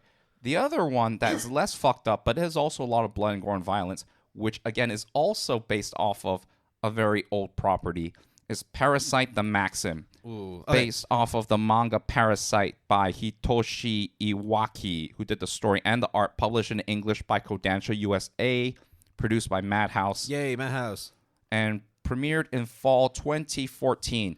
Now, I think there's also a prequel of sorts, a manga prequel called Parasyte Neo or something like that. Which I haven't read. I don't even know if it's in English, actually. It is. Oh, it is. Okay. Mal's manga score of 8.39. That's fucking high as shit. And the anime score of 8.34. Like literally, like they're on ranked the same 200 for sure. They're both ranked on the cusp of 200. Popularity is a little bit different, but I mean, manga don't tend to get a lot of users on my list. We talked about that before. But with Parasyte, did you watch the anime or did you read the manga? I watched the anime, never touched a page of the manga. And you did the inverse, right? Yes, I read every single chapter of the manga, but never watched a single episode of the anime. Man, that anime is good. 9 out of 10. That manga... Did I give it a 9 out of 10? The manga is gorgeous, but it is like violently Is it like beautiful. Junji Ito gorgeous, right? Like it's not. I mean, it's not like when you say gorgeous, you mean like it's you can marvel at it, but bro, like, don't look too long because you might go insane type shit. When you can like draw like like a very very thin line, and that's supposed to be a shred of skin that's coming off of your body. Oh fuck. Yeah, that's what I'm talking about there. God damn it, Will! Why do you have to do that to me right now? That's what I'm talking about in terms of the manga. Now the anime, I've heard, like, because in the end there has to be a little bit of censorship. It can't be like completely fucked up. That's why I was saying how most of the time the manga adaptations or the manga original sources are more violent, and it has to be condensed a little bit to put on screen, but it will still like have those hallmarks of violence. I felt, from what I've heard, Maxim actually contains like 90 to 95% of the violence and gore that's seen in the manga. It's fucked, yo. Like, I shout out to all the mums, by the way, because I've still not come across a lot of these like really violent anime and manga where the mom gets good treatment, because holy shit, like, yeah, maybe that's why a lot of like manga and anime protagonists don't have parents or only have one parent. I'm gonna avoid that discussion and tell you how I feel about Parasyte the Maxim. It is extremely violent. Duh, no shit, Jason. Thank you for that enlightening piece of information. But when you mix in Junji Ito body horror, Yeah, and when you when there is an adversary that causes violence, that A, does it for the sake of survival, and B, shows things that are obviously inhuman. Because that's the whole point of Parasyte. It's about kind of like this alien organism that can mimic like humans, but obviously they can move and do things that are not like humans. a lot of times as well when it comes to like body horror, like whenever like things get a little bit more action focused, it can be a bit messy. But Parasyte seems to blend in amazing like martial art choreography with insane body horror. Like, it meshes really, really well, and I've yet to see a lot of series that do it quite well. I just feel that Parasyte the Maxim, the anime at least, is a very logical anime, meaning that if it's even possible to say this, if you were placed in that situation, would you do what was portrayed in the anime? No. I would say No. yes, actually.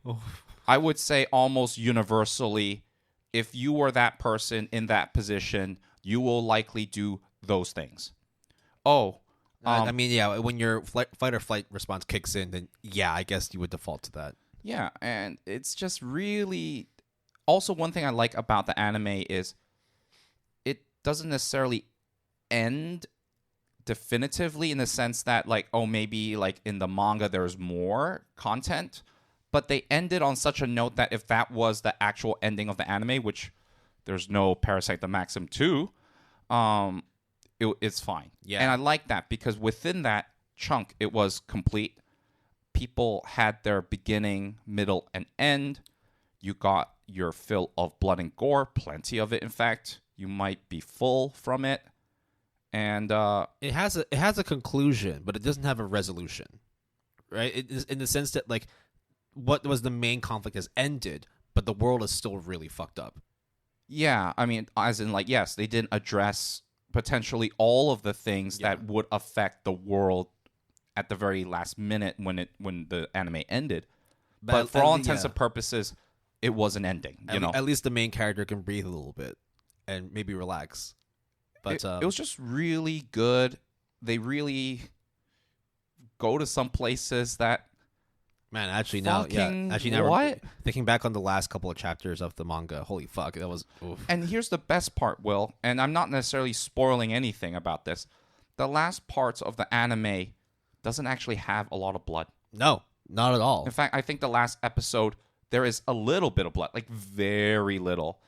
But it's when it's sort of like the climax and now it's the resolution, but is just as fucked up, but in a different sense. In a way, the absence of blood is actually very unsettling. Yeah, because you just spent fucking forever bathing in it, and then now you're not, and you're just like, Like, you spend a whole manga series, a whole anime series, just chopping people up and killing people, and all of a sudden, like, there are parts where nothing's going on. You're like, oh, this is fucked up. Yeah. I think other than Devilman Crybaby, which I exclude because it's a Netflix original, so it was never broadcasted. If we discount old school stuff, or, for example, anything pre-Elfen Lead, Parasyte the Maxim in the 2000-ish onwards is probably the most violent, gory show I have watched that is also really good. Yeah, 2014, so mid 2010s. I think that was a year when, like, you would have noticed that violence and gore was toned down a little bit, at least from a visual perspective. But yeah, Parasyte and Parasyte the Maxim is like a rare instance where I would say, if you only like watching anime, you'll be fine with this. If you only like reading manga, you'll be fine with this. So is the art just really Junji Ito-esque? So the manga is old as heck, by the way. I think it came out in the 80s. Because I think what happened for me personally was I watched the anime first, anime only, and then was like, it was fucking great. Let me just take a gander at the manga.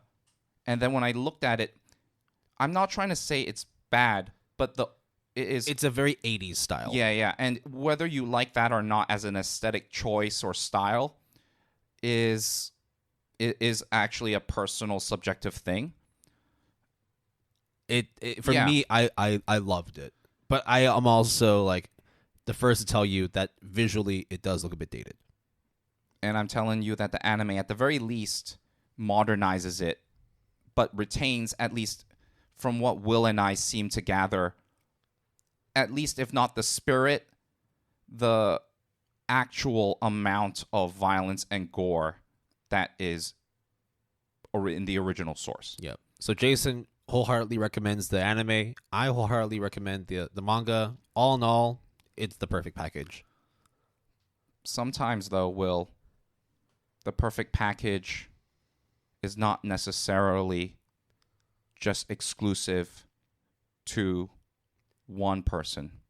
Sometimes all you need is to open some doors, have some black dust, I guess. Eat some mushrooms. Have a head, a couple of heads, or a head within a head. You're gonna notice a trend with these specific series where it all just sounds crazy and fucked up. But guess what it is? This is violence and gore. It is crazy fucked up. And then for me to tell you, by the way, the person who created this thing that you kind of like a lot, especially when it comes to violence and gore, is a woman. Not a dude.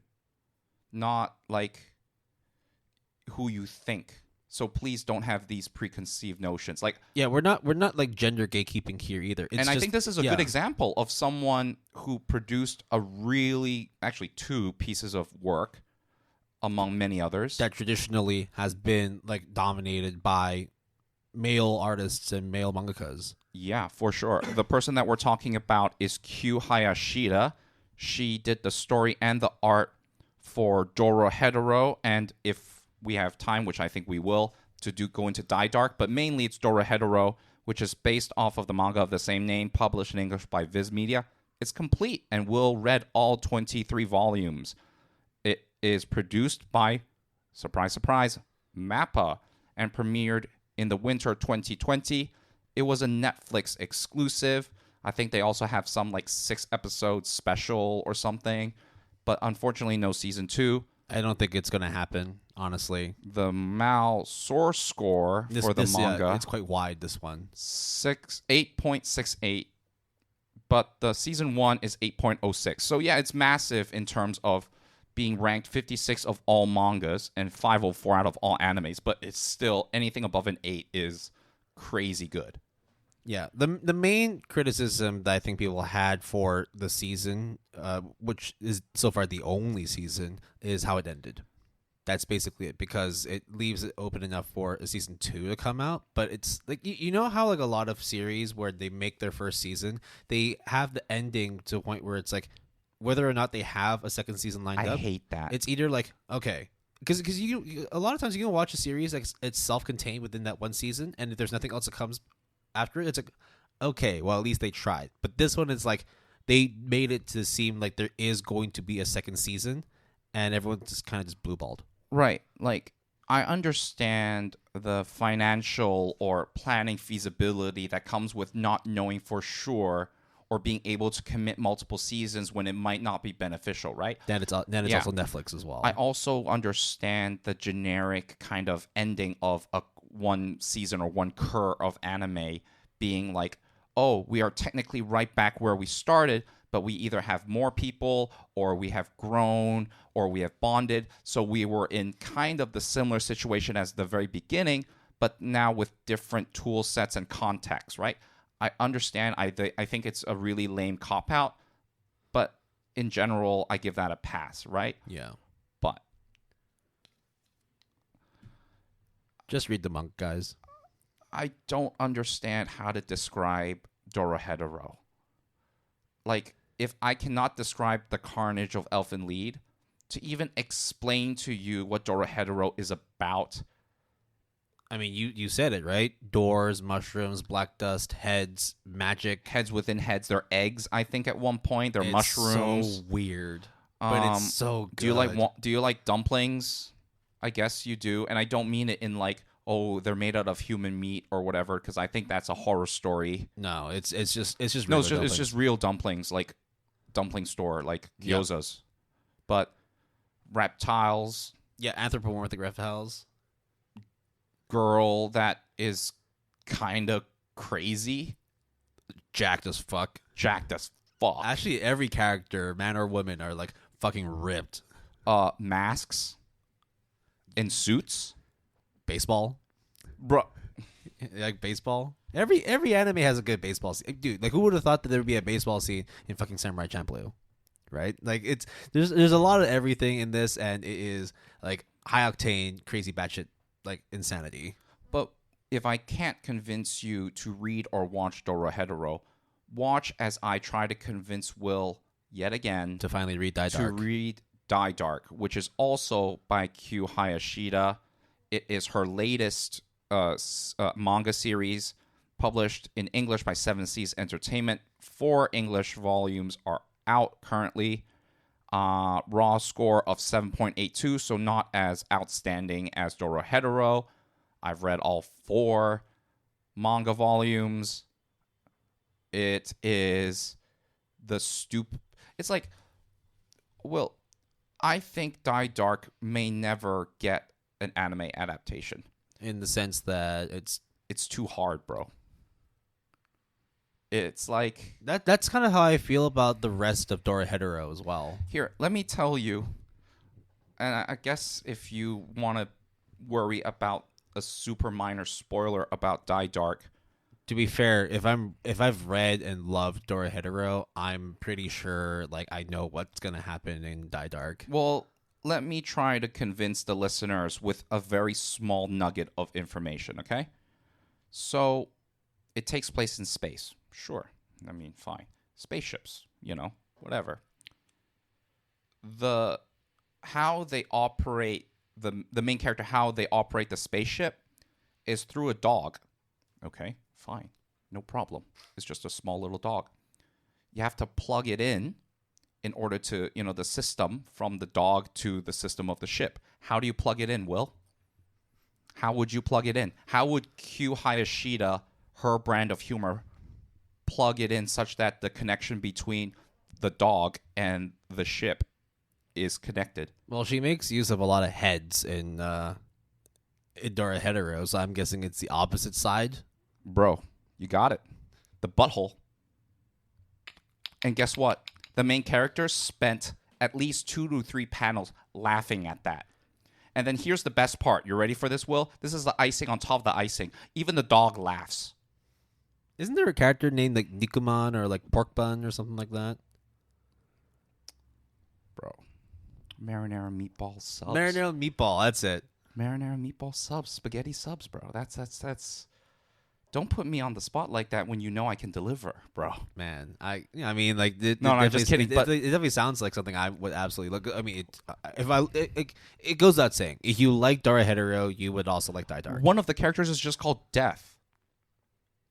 Like, what the fuck? But sure. And they're not like actually Death, right? That just happens to be their name. Or no comment on that one. You can read up on it yourself. You can read up on it yourself. But really, I think one of the things that was very impressive about Dorohedoro that I don't think a lot of people give credit for, and I think Will, after finishing the whole manga series, you give extra credit for, is the fact that it was even adaptable in the first place. The fact that it was done, and done in a way that was not only very well received by everyone, but for even it to be possible, I think, translatable.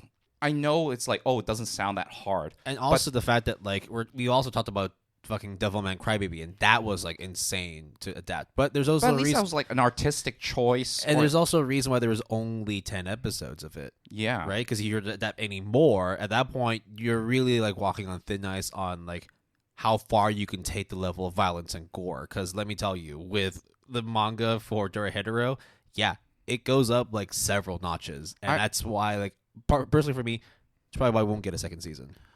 I read the manga. I told you that, right? I didn't finish it. I got to the point where they're in a forest and they got into a house. Oh, dude.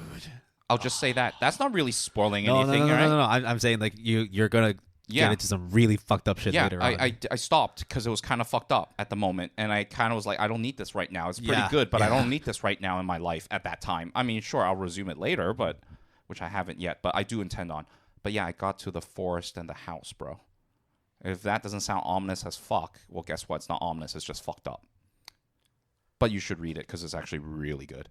And Die Dark, please. Yep.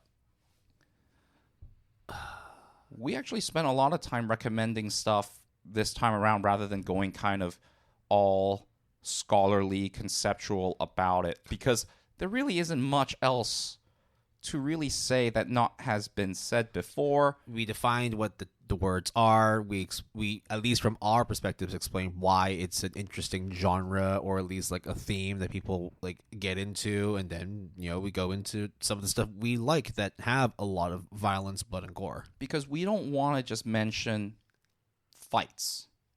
That's boring. We don't want to mention all shonens and violence and whatnot. We did talk about the shonen genre a little bit, but at the same time, we also don't want to go into horror either, because there's a distinction for that. Because then it's in the horror genre.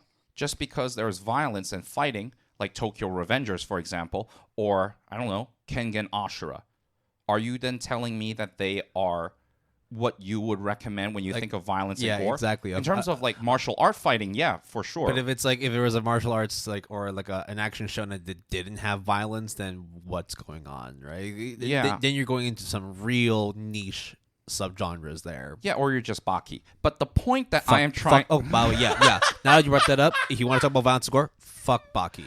Baki is shit. Oh, shit. Oh, God. Look, violence and gore will always be in anime pop culture and will stand the test of time as one of the pillars. Maybe not one of the favorite pillars for many, but it will always be there. It is the child that props up, media. You don't necessarily want to acknowledge it, but you can't deny it either. And sometimes, every once in a while, hey, that child produces some pretty interesting stuff with its own brand and flair.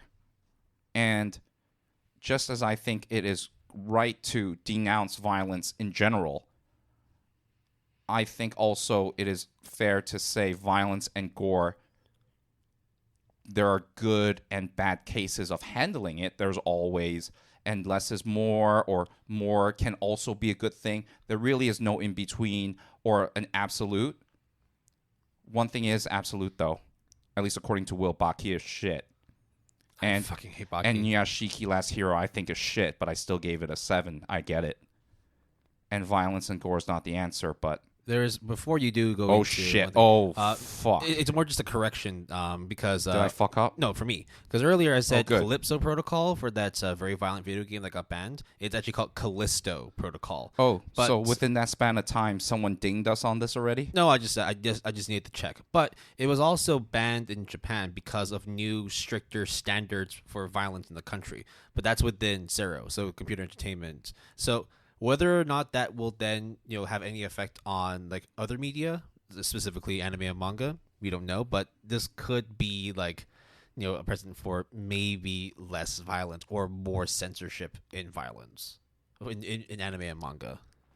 Who knows? Don't make me mention video games because Doki Doki Literature Club should be in that conversation for violence and gore, but not really, but kinda. But I don't know. It's just fucked up, dude. It's just fucked up.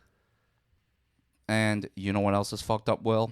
That we reached the end of our episode for this season 5, episode 49. I am trying to good save that. Holy fucking shit. That is Jesus. Will, what is going on with me today? Well, I guess you can always listen to us on Spotify, Apple, or any No. favorite podcast players. Come on. What is our housekeeping script, Will? I'm waiting for you to go into it because I don't have it pulled up on my screen. All right. You guys can always reach us through our email, gapalette@gmail.com, GAPALETTE@gmail.com, all lowercase, all one word, using the handle @PaletteGood, capital P and capital G, all one word, or through our GAP Discord server using the invite link in the show description. We also have a website, www.goodanimepalette.com, all lowercase, all one word.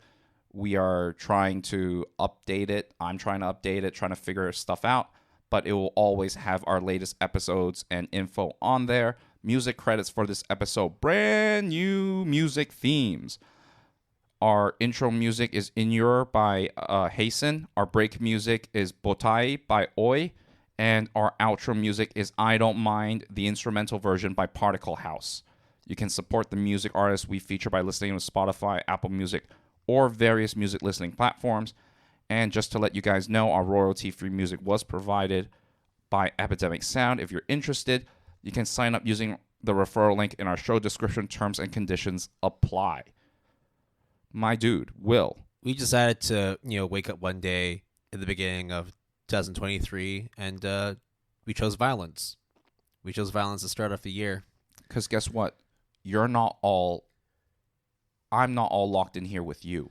Yeah. What's funny is that, the reason why we did this episode was because we wanted a counterpart to, the fluffy slice of life episode that we did a while back. But funny enough, I'm no longer as edgelord as I used to be. I haven't watched as much violent and gory shit. And guess what? Apparently, I'm fucked up. My heart has been blackened a bit, and by a bit I mean more than a bit. It was probably because I watched a whole ton of fucking Kyoto Animation for that one episode. So. And then it just kind of stuck with you, right? I just need some fluffy shit in my life, which, to be fair, you might find out the answer to that question based off of the next couple of episodes. So just sort of giving you guys a heads up.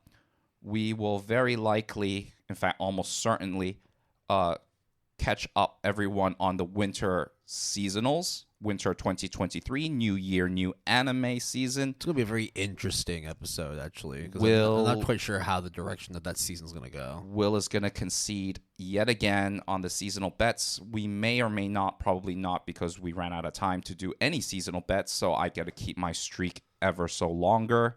What streak? There is no streak. You're the only one playing this game now. I'm out of this competition. I have never come close to winning anything.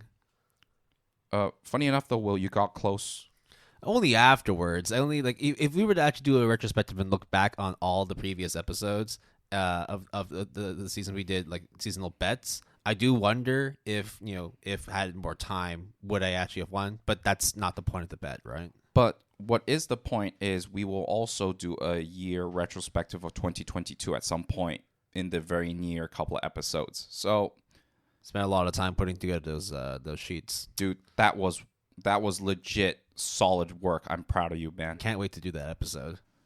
So, yeah, I mean, I thought we would just spend sort of the postscript, figuring out Just a general like early preview of what's to come in season 5.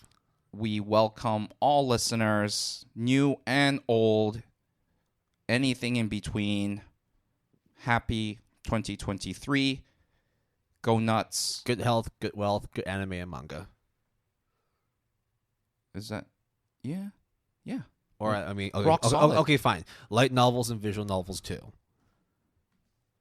Yeah. Asterisk. We're not reading or playing light novels and visual novels. Are we? Well, I don't know. Maybe there's still a Steam sale on all the Steins games. Maybe I'll buy them and play them. Guys, what's our budget for this year? And with that, we will end today's episode. Thank you very much. Take care, and we'll catch you in the next one. Sell our organs? What?